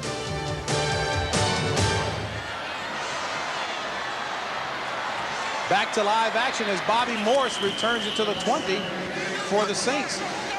So with 14 minutes left in the contest, Saints trailing by 10 will operate from their own 20. And a point of note, the Detroit Lions have set a franchise record for the 11th time, a new record scoring 20 points or more. And New Orleans has nearly a 9-minute pad in time of possession. Go figure. Ray Crockett, defensive back for the Detroit Lions, is down on the field. Randy, as you and I talked about it in the first half, next Saturday there's more college football excitement coming your way. It actually starts with the College Football Scoreboard Show with Andrea Joyce and Mike Francesa. Then the top-ranked Cavaliers will take on Georgia Tech, and in that game, a brother of a player out here. That's right, Ken Swilling, great defensive back for the Georgia Tech. What are they, the Hornets or the they've got Ramblin' Wreck? Ramblin' Wreck, Yellow Jackets. They've got a couple nicknames. But Ken Swilling, brother of Pat Swilling, number 56 the there. Pro Bowler, outside linebacker for the New Orleans Saints, shaking his fingers. Has little things like that. See that tape on his finger, the middle finger of his hand there? Little dings like that can drive a defensive player nuts. They make their money with their hands, kind of like offensive linemen. They make their money with their hands holding. They make their money getting a hold of people. And Georgia Tech definitely hopes this is true next week. As a matter of fact, his brother Ken is only a junior and ranked as one of the best DBs in the country. Andrea Joyce and Mike Francesa will bring you up to date with everything that's taking place in the college football world. As Ray Crockett heads off under his own power, Lions fans glad to see that. You know, Wayne Fontes was talking about the kind of attitude he's trying to get his team to have in close games, or even, Randy, when they're ahead. When you're ahead, you never look back. You keep playing at your level of football. I keep talking about that in the games we do. You have to play at a certain level. And even when you're behind, you assume somehow, somewhere, you are going to find out what it takes to win, and you're going to do that. Like you did with the 49ers, and your team continues. And Wayne Fontes says his guys in close situations, they're thinking still, well, can we do it? Might we be able to do it? What could possibly go wrong? Exactly. 1st and 10 as Walsh slips. And Randy, not a more appropriate label than that which you have given it, the miscue bowl.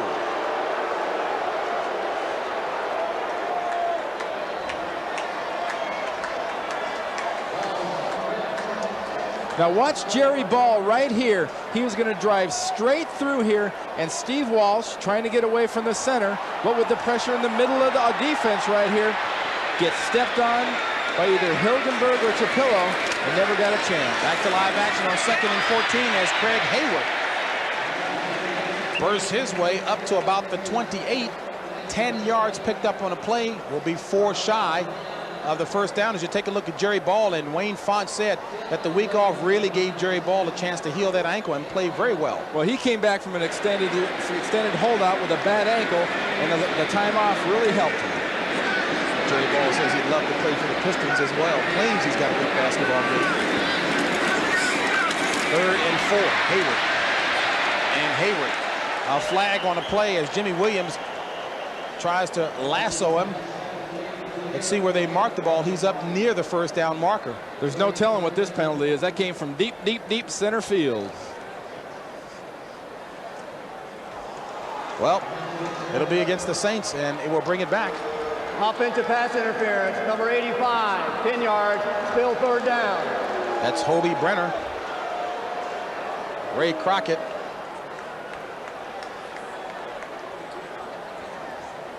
And of course, you saw Crockett heading off a little earlier, had the wind knocked out of him. And Wayne Martin suffered a sprained knee, and he will not be back. Let's hope that it is no more serious than that. That is, Wayne Martin will not be back in. As Crockett back into action. From a confidence standpoint, I think New Orleans has to get this ball down the field, and Steve Walsh has to avoid throwing in the middle of the field. On 3rd and 13. And dropped as Michael Kofer comes in and drops Steve Walsh. First sack of the afternoon for the Lions.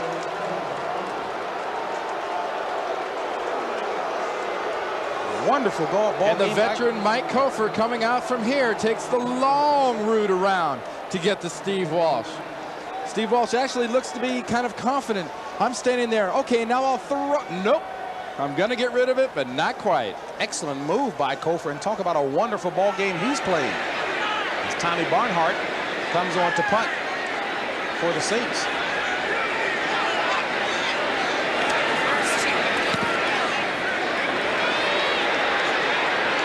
And Gray takes it from the 40 and dances his way up about 9 yards. We'll call it 10 on the punt return. A 48-yard punt, 10-yard return by Gray. And coming up later on tonight on CBS, for almost 2 years, Salman Rushdie has been hiding from Muslims who have vowed to kill him. Tonight, Mike Wallace talks him out of hiding and on to 60 Minutes. Followed by Angela Lansbury in Murder, She Wrote, and the CBS Sunday movie, The Secret Life of Archie's Wife, starring Michael Tucker and Jill Eikenberry. That'll be coming up later on tonight right here on CBS after some good football action. I read that comic when I was a kid. Archie, wasn't it Veronica you eventually married? You were far better than I on that part. Or was it Jughead? Jughead, I remember. 1st and 10, ball at midfield for the Lions. And Pete is greeted by Ricky Jackson. Sack number 3 for Ricky Jackson. And boy, he continues to rack them up. 4 sacks total on the day for the Saints. And Ricky Jackson had 6 sacks in his career against Detroit coming into this game, and has 3 now on the day. 9 career sacks against one team. He's having a great game, and a lot of that I think has to be attributed to Sanders, number 64. The right tackle is in place of Harvey Salem, and Salem is usually a very good pass blocking right tackle. Ball at the 43, bringing up 2nd and 17 for the Lions. Pete with time. Throws it complete. It's going to be about 3 yards shy of the first down marker, but Matthews holds on to the pass. 11-12 remaining in the game, and Pete and the Lions enjoying a 10-point lead.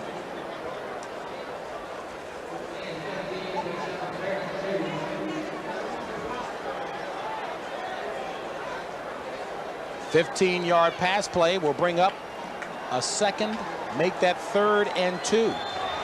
New Orleans has got to stop Detroit here. They cannot let them score in this possession. Sanders, the lone back, natural for the silver stretch. Pete goes up top, fade pattern.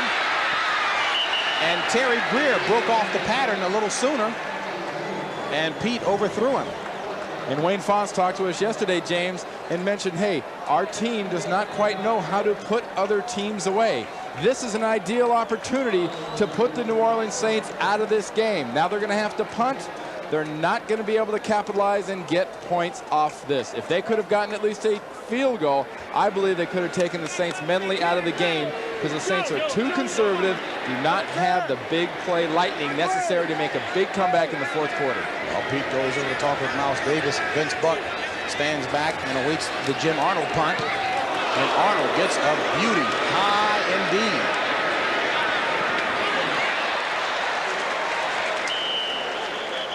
.8 seconds hang time, but Detroit can't keep the ball in the field of play. 42-yard punt. Saints will start from their own 20. Lions on top by 10. Quite a bit of their scoring coming on miscues. 3 interceptions thrown by Steve Walsh. And in the meantime, John Fourcade is on the sidelines warming up for the Saints. 4th-year player out of Mississippi. And, of course, he had a very difficult start of the season for the Saints. I think the New Orleans Saints have 10.5 minutes left. Steve Walsh and this offense can stay within themselves, stay within their game plan. They've got plenty of time. Only under extreme circumstances do you see John Fourcade in this ball game. Extreme circumstance, an interception, or a fumble right here on this possession. 1st and 10, ball at the 20. Walsh throws it complete to Mays underneath, and Mays gets up near the 23. We'll call it a 3-yard pass play. We'll bring up a 2nd and 7. 9:57 remaining in the game. And New Orleans in their hurry-up offense, I believe it's more of a case of trying to keep Detroit substitutions off the field than being in a hurry-up offense. Hayward in the backfield with Mays. And Hayward, the ball carrier, as he booms his way. And Craig Hayward showing some good, nifty, and powerful running. That one for 3 yards. Well, let's see. They ran on the first play. Or they short passed on the first play. They ran on the second play. James, what do you think it's going to be here on 3rd down? Maybe a pass? I think so. Okay. I would tend to agree. We could be offensive coordinators.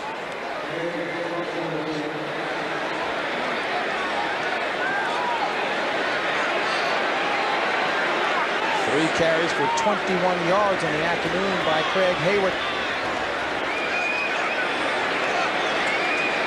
3rd and 4. Ball at the 26.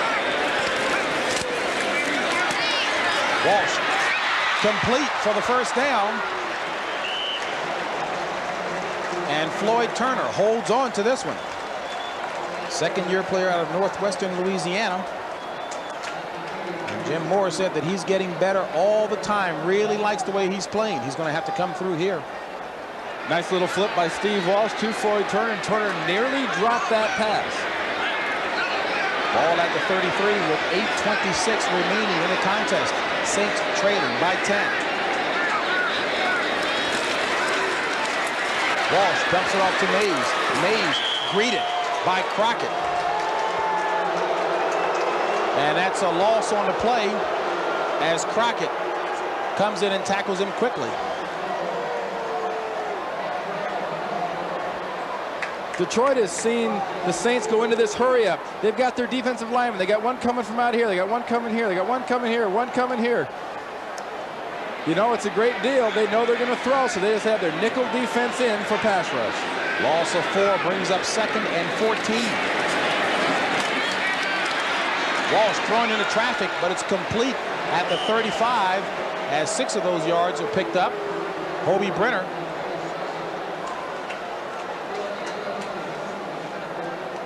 As the clock continues to wind down, 7:26 remaining. Detroit with 2 timeouts remaining. New Orleans with its full complement of 3. Continue taking what the defense gives you. You have to take a few extra chances, I think, right now, especially here in this situation. 3rd and about 8. From the 35. Out of the shotgun.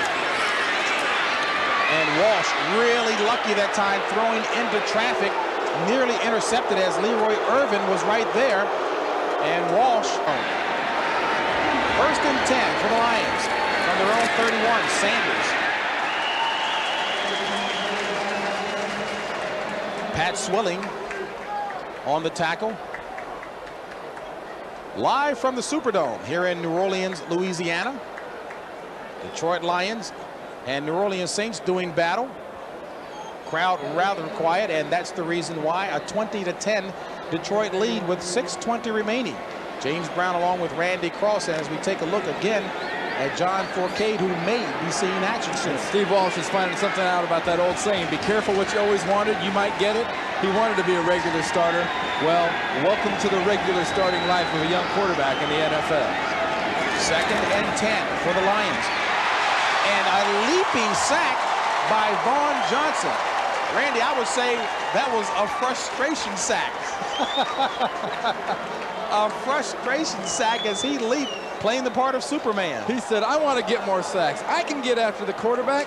Johnson's way back here. You'll see him come running in here afterwards. He'll come in late. Watch him, he gets a little air time. This is a big guy. This is a 4'3", mean, tough middle linebacker. And you know what, James, he told us he didn't blitz. He might have disobeyed orders that time. 3rd and 16. Detroit 1 of 8 on 3rd down conversions today. And Sanders hauls in the pass from Pete. And he's not going to get enough for the first down. He's going to be about 5 yards shy. So Detroit will punt. Let's check in New York with Greg Gumbel. All All right, JB, at Dallas, the Philadelphia Eagles get another touchdown. Heath Sherman, nice cutback, missed tackles, 19 yards in the touchdown. About 10 minutes to play in the game now, and it's the Eagles 14 and Dallas 6. Back to JB and Randy. All right, Greg, and I go back to the comment that Buddy Ryan made, a cocky one, saying that there's no way the Eagles will lose down there in Dallas, and thus far he's proven to be right. As Jim Arnold comes on to punt for the Lions, and Vince Buck is back, but he won't get this one. So the Saints will take over. Ball from their own 31. And John Forcade, as we saw, warming up, is now into action. And John Forcade said that when Steve Walsh came, that's all right, I understand how things go, I will be back. He's a local favorite. They love him down here. They love his story. He struggled for the last 5 or 6 years, bouncing around. Thought he had found a home late last season, the way he's ended the season down here in New Orleans, but definitely managed to give his job away earlier this year, completing 44% of his passes. Well, he's got 4:43 remaining in the game, and the Saints trailing by 10. 3 wideouts in.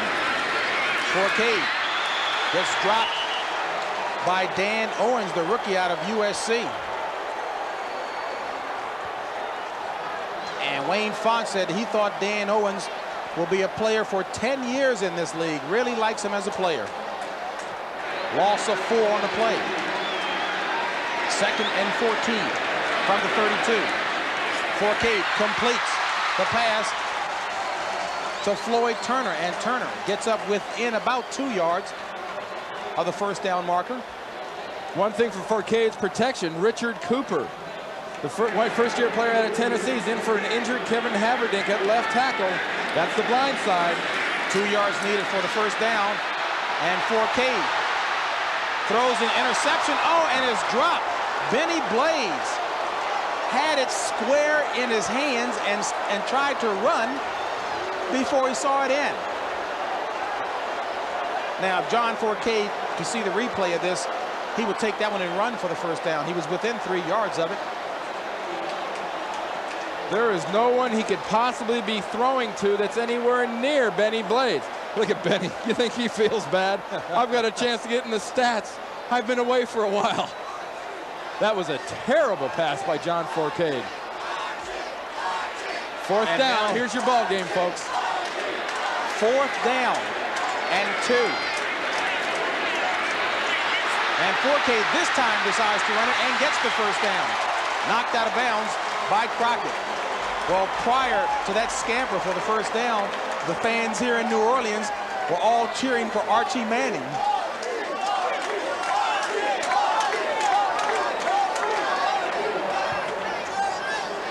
But John Forcade keeps his drive alive with a nice scramble on 4th down. 3:55 remaining in the contest. Finnerty, the lone back. You've got to keep Forcade back there and stable in passing. He makes mistakes when he throws on the run. Complete to Greg Scales, who takes it across midfield to about the 48. And we talked about Archie Manning being the quarterback that the fans were cheering for. Of course, the ex-Saints great, who now does a lot of broadcasting here in the New Orleans area. 2nd and 5. Forcade throws it complete to Eric Martin, and Martin looks to have fought successfully for the first down yardage. So a good second effort as Forcade is moving the team, a 6-yard pickup, and it is a first down. But remember what we're seeing here, James. We're watching a Wayne Font-style defense do their bending act. They're going to give them little things like this. What he cares about is, do you get in the end zone and score? 3:02 remaining, and Forcade throws that one behind Floyd Turner.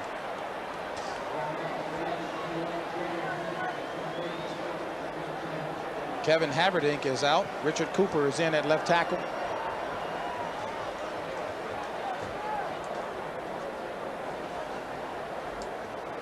There you see Kevin Haverdink, number 74, who tweaked his knee a little bit last week.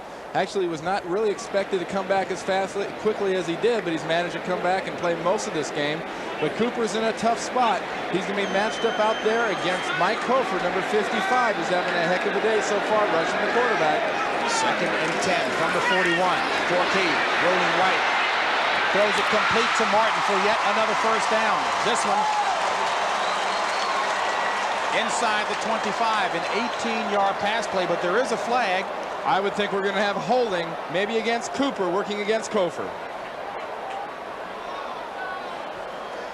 And it is against the Saints as Haverdink comes back in and Cooper heads to the sidelines. Holding number 71 of the offense, 10 yards, still 2nd down. Tough position for a young player to come into and have to work against a rough veteran like Kofor. Here's Kofor. Here's Cooper. Watch the end of the play. Just as Kofor is getting by Cooper, he drags him down with his left arm. Watch this. He's by him. Just a little tug. This is a friendly little nudge on the jersey to help him go to the ground. But that's also what's known as holding. Cooper, first-year player from Tennessee. Kofor, 8th-year player from Tennessee. 2nd and 20. Forcade reverses field, loses the ball, fumble. And it looks like Detroit recovered. And Sanford Rivers, the head linesman, confirms it as Jackie Klein recovers the fumble.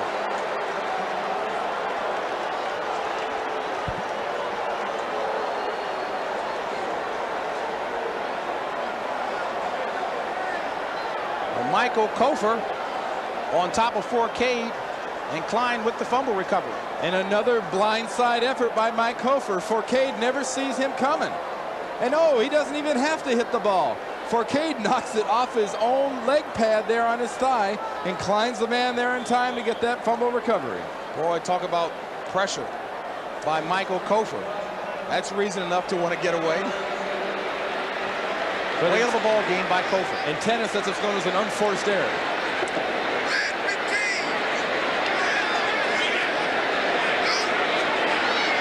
.240 remaining in the contest.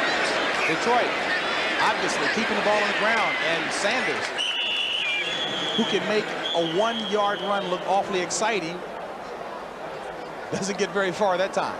In fact, I guess about a month ago we worked Detroit and Green Bay, and defensive coordinator Hank Bulla told us, you know, you can make an entire highlight film out of Barry Sanders' 1-yard runs. We take a look at some important stats here. Detroit and New Orleans both with 2 timeouts remaining. And don't forget, coming up next here on CBS, the second half of our doubleheader action. Most of you will see Washington traveling to New York to take on the Giants, LT and company, while the Chicago Bears travel out to hot Phoenix to take on Joe Bugle's Cardinals. That'll be coming up next right here on CBS. Meantime, Wayne Fontes trying to keep his troops motivated with 2:32 remaining and to hold on to this 10-point lead. Teams have in their repertoire what's known as a 4-minute offense.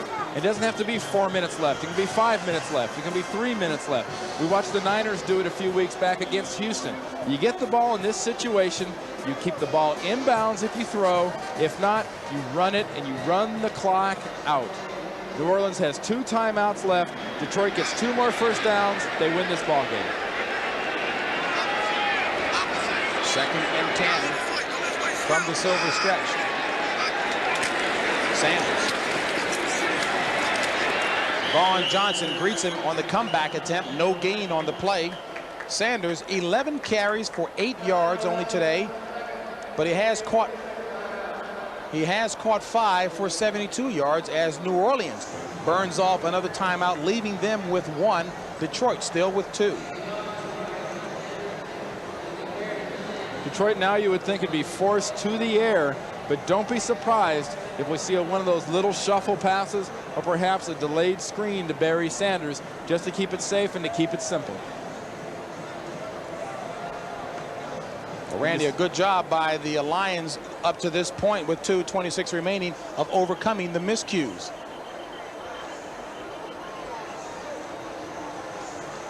The coordinating producer of the NFL on CBS is Chuck Milton. This telecast was produced by Bob Mansbach and directed by the able one Kathy Barretto. The NFL Today was produced by Eric Mann and directed by Duke Struck. Senior producer is David Winter. Executive producer Ted Shaker. Thanks to Gary Lynn and Steve Kleinfeld, spotter and statistician. Barry Sanders, of course, and there's the lone back on 3rd and 10. And Pete throws it up looking for Clark, and it's nearly intercepted, knocked down by Benny Thompson. And a great job by Vaughn Johnson of pressuring Rodney Peete and forcing him to throw just a little bit before he really wanted to. He got right in Rodney Peete's face and actually hit his arm as he was throwing that pass. Your guy, Vaughn Johnson. I love it. Is this guy strong? I mean, look, he's got muscles all over. He's got muscles on his head. He's got muscles in his ears. This guy is built. This is the last guy a running back wants to run into when he's got the ball, because he will knock you silly. Rather suave, huh? Suave and demoted. Arnold punts, flags on the play. And Buck lets it go over his head. Takes a Detroit bounce. And picked up. Is that Mack? Milton Mack takes it across the 25 to about the 27. Flags are down in the illegal man downfield area.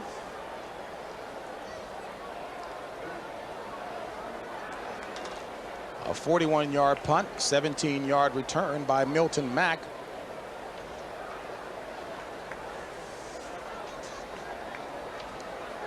Note that Mack is from Alcorn State. Some excellent football players out of the SWAC, and of course the Lions had one of the all-time best. The defensive back. Defense 41, offside, 5 yards, still 4th down. By the name of Lem Barney. This is a good decision by New Orleans to take this. Good decision by the Lions to take this penalty. They don't want to give the ball up on the 27-yard line.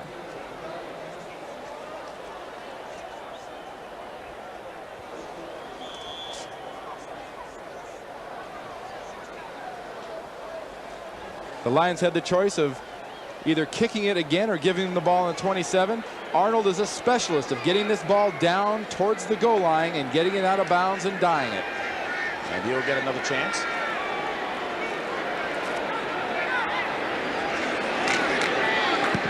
Arnold gets this one away quickly. And a good job by the Lions. Did they recover? Did it hit a Saints player? And in fact, it did. So the Lions, who muffed it at the top of the game, near the end of the game, come back and talk about redemption as Darren Carrington.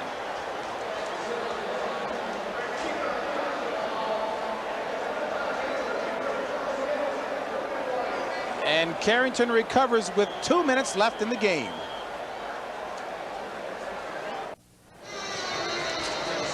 And we'll see Vince Buck here fielding this punt. The ball goes straight right off his hands. He misjudged it, did not bring it into his body.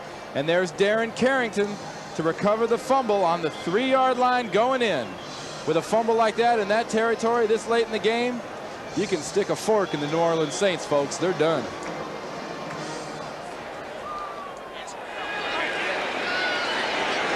So the ball is at the 2 of the Saints. Call it the 3.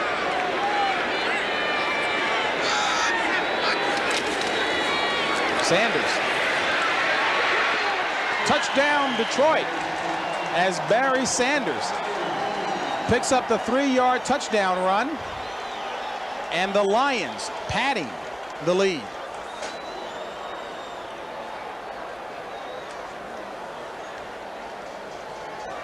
And it has become deathfully quiet here in a very large and suddenly very empty Superdome after this run here by Barry Sanders.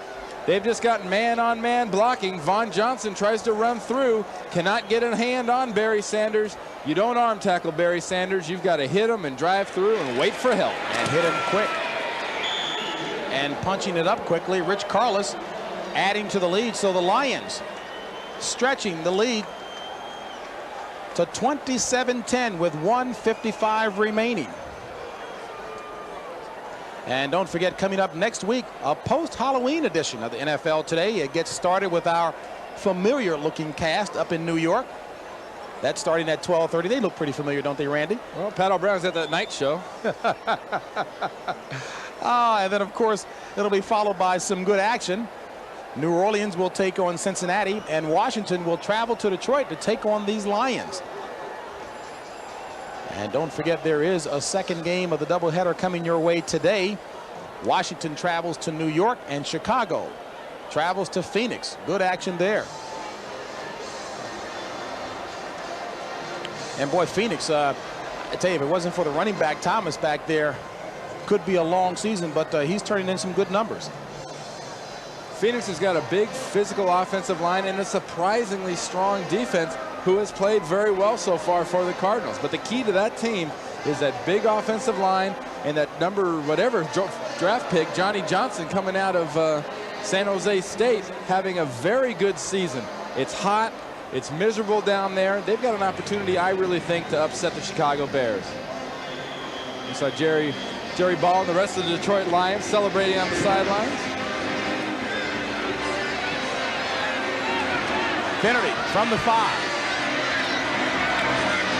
Across the 20 to about the 23-yard line. And assuming a Detroit victory here, this is what the Central Division of the NFC will look, with Detroit moving up to 3-4 and looking ahead now to next week's matchup with the Washington Redskins at home in the Silverdome. And what about the West? Tell you what, New Orleans is getting a bit behind the 49ers. They were 4 games. They can now stretch that to 5 games behind the 49ers, assuming the Niners come ahead of Cleveland today. Forcade from the shotgun. Quick pass to Finnerty. And Finnerty gets up near the first down marker. Well, maybe Buddy Ryan spoke a little too quickly as we take a look at Dallas gaining the lead on Philadelphia. Green Bay holding the lead over Minnesota. And on 1st and 10, Forcade throws it and hits the official. And boy, did the official know he was hit, the umpire. And did he feel that one? John Keck.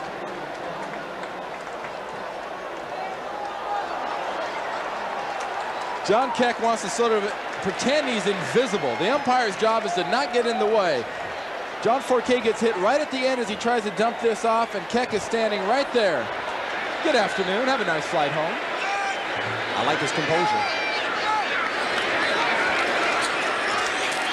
On 2nd down, incomplete with 1:17 remaining. And Buffalo over New England. That game, of course, a final. Houston trailing the Jets still. So the Jets holding on to that lead. Boy, would that be a big victory for them.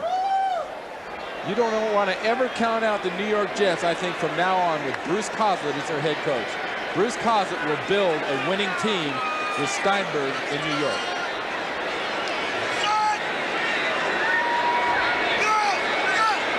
Third and 10 for Cade.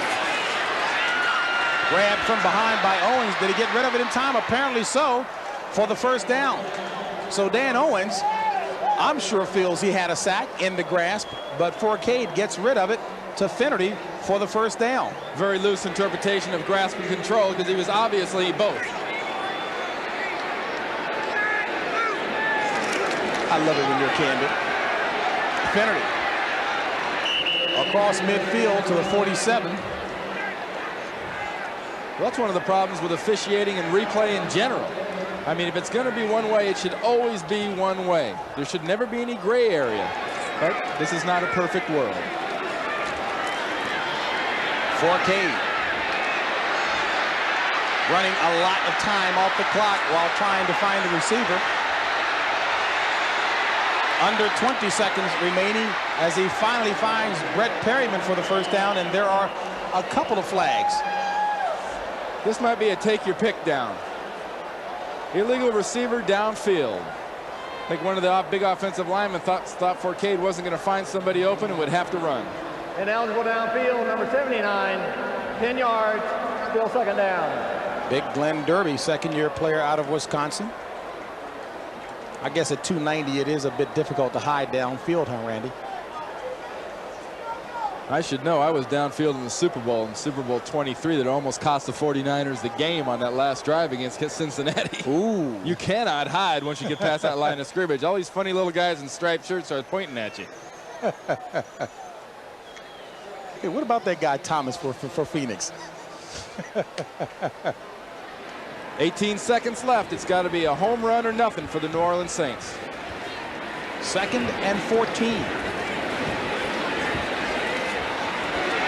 And Forquet throws the home run ball and is intercepted by Chris Oldham.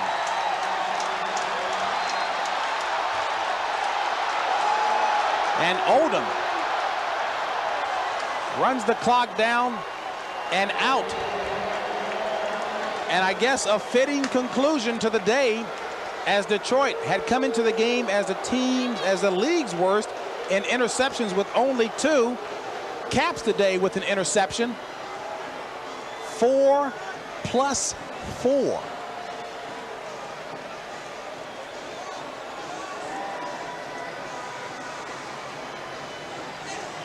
Four interceptions and 4 fumble recoveries today for the Lions. And Wayne Fontes, looking rather composed, will I'm sure have plenty of reason to cheer inside the locker room as he talks to his squad. And the Lions hold on through miscues and win it 27-10. And coming up after this contest here, it's the NFL Today post-game show with Greg and Terry.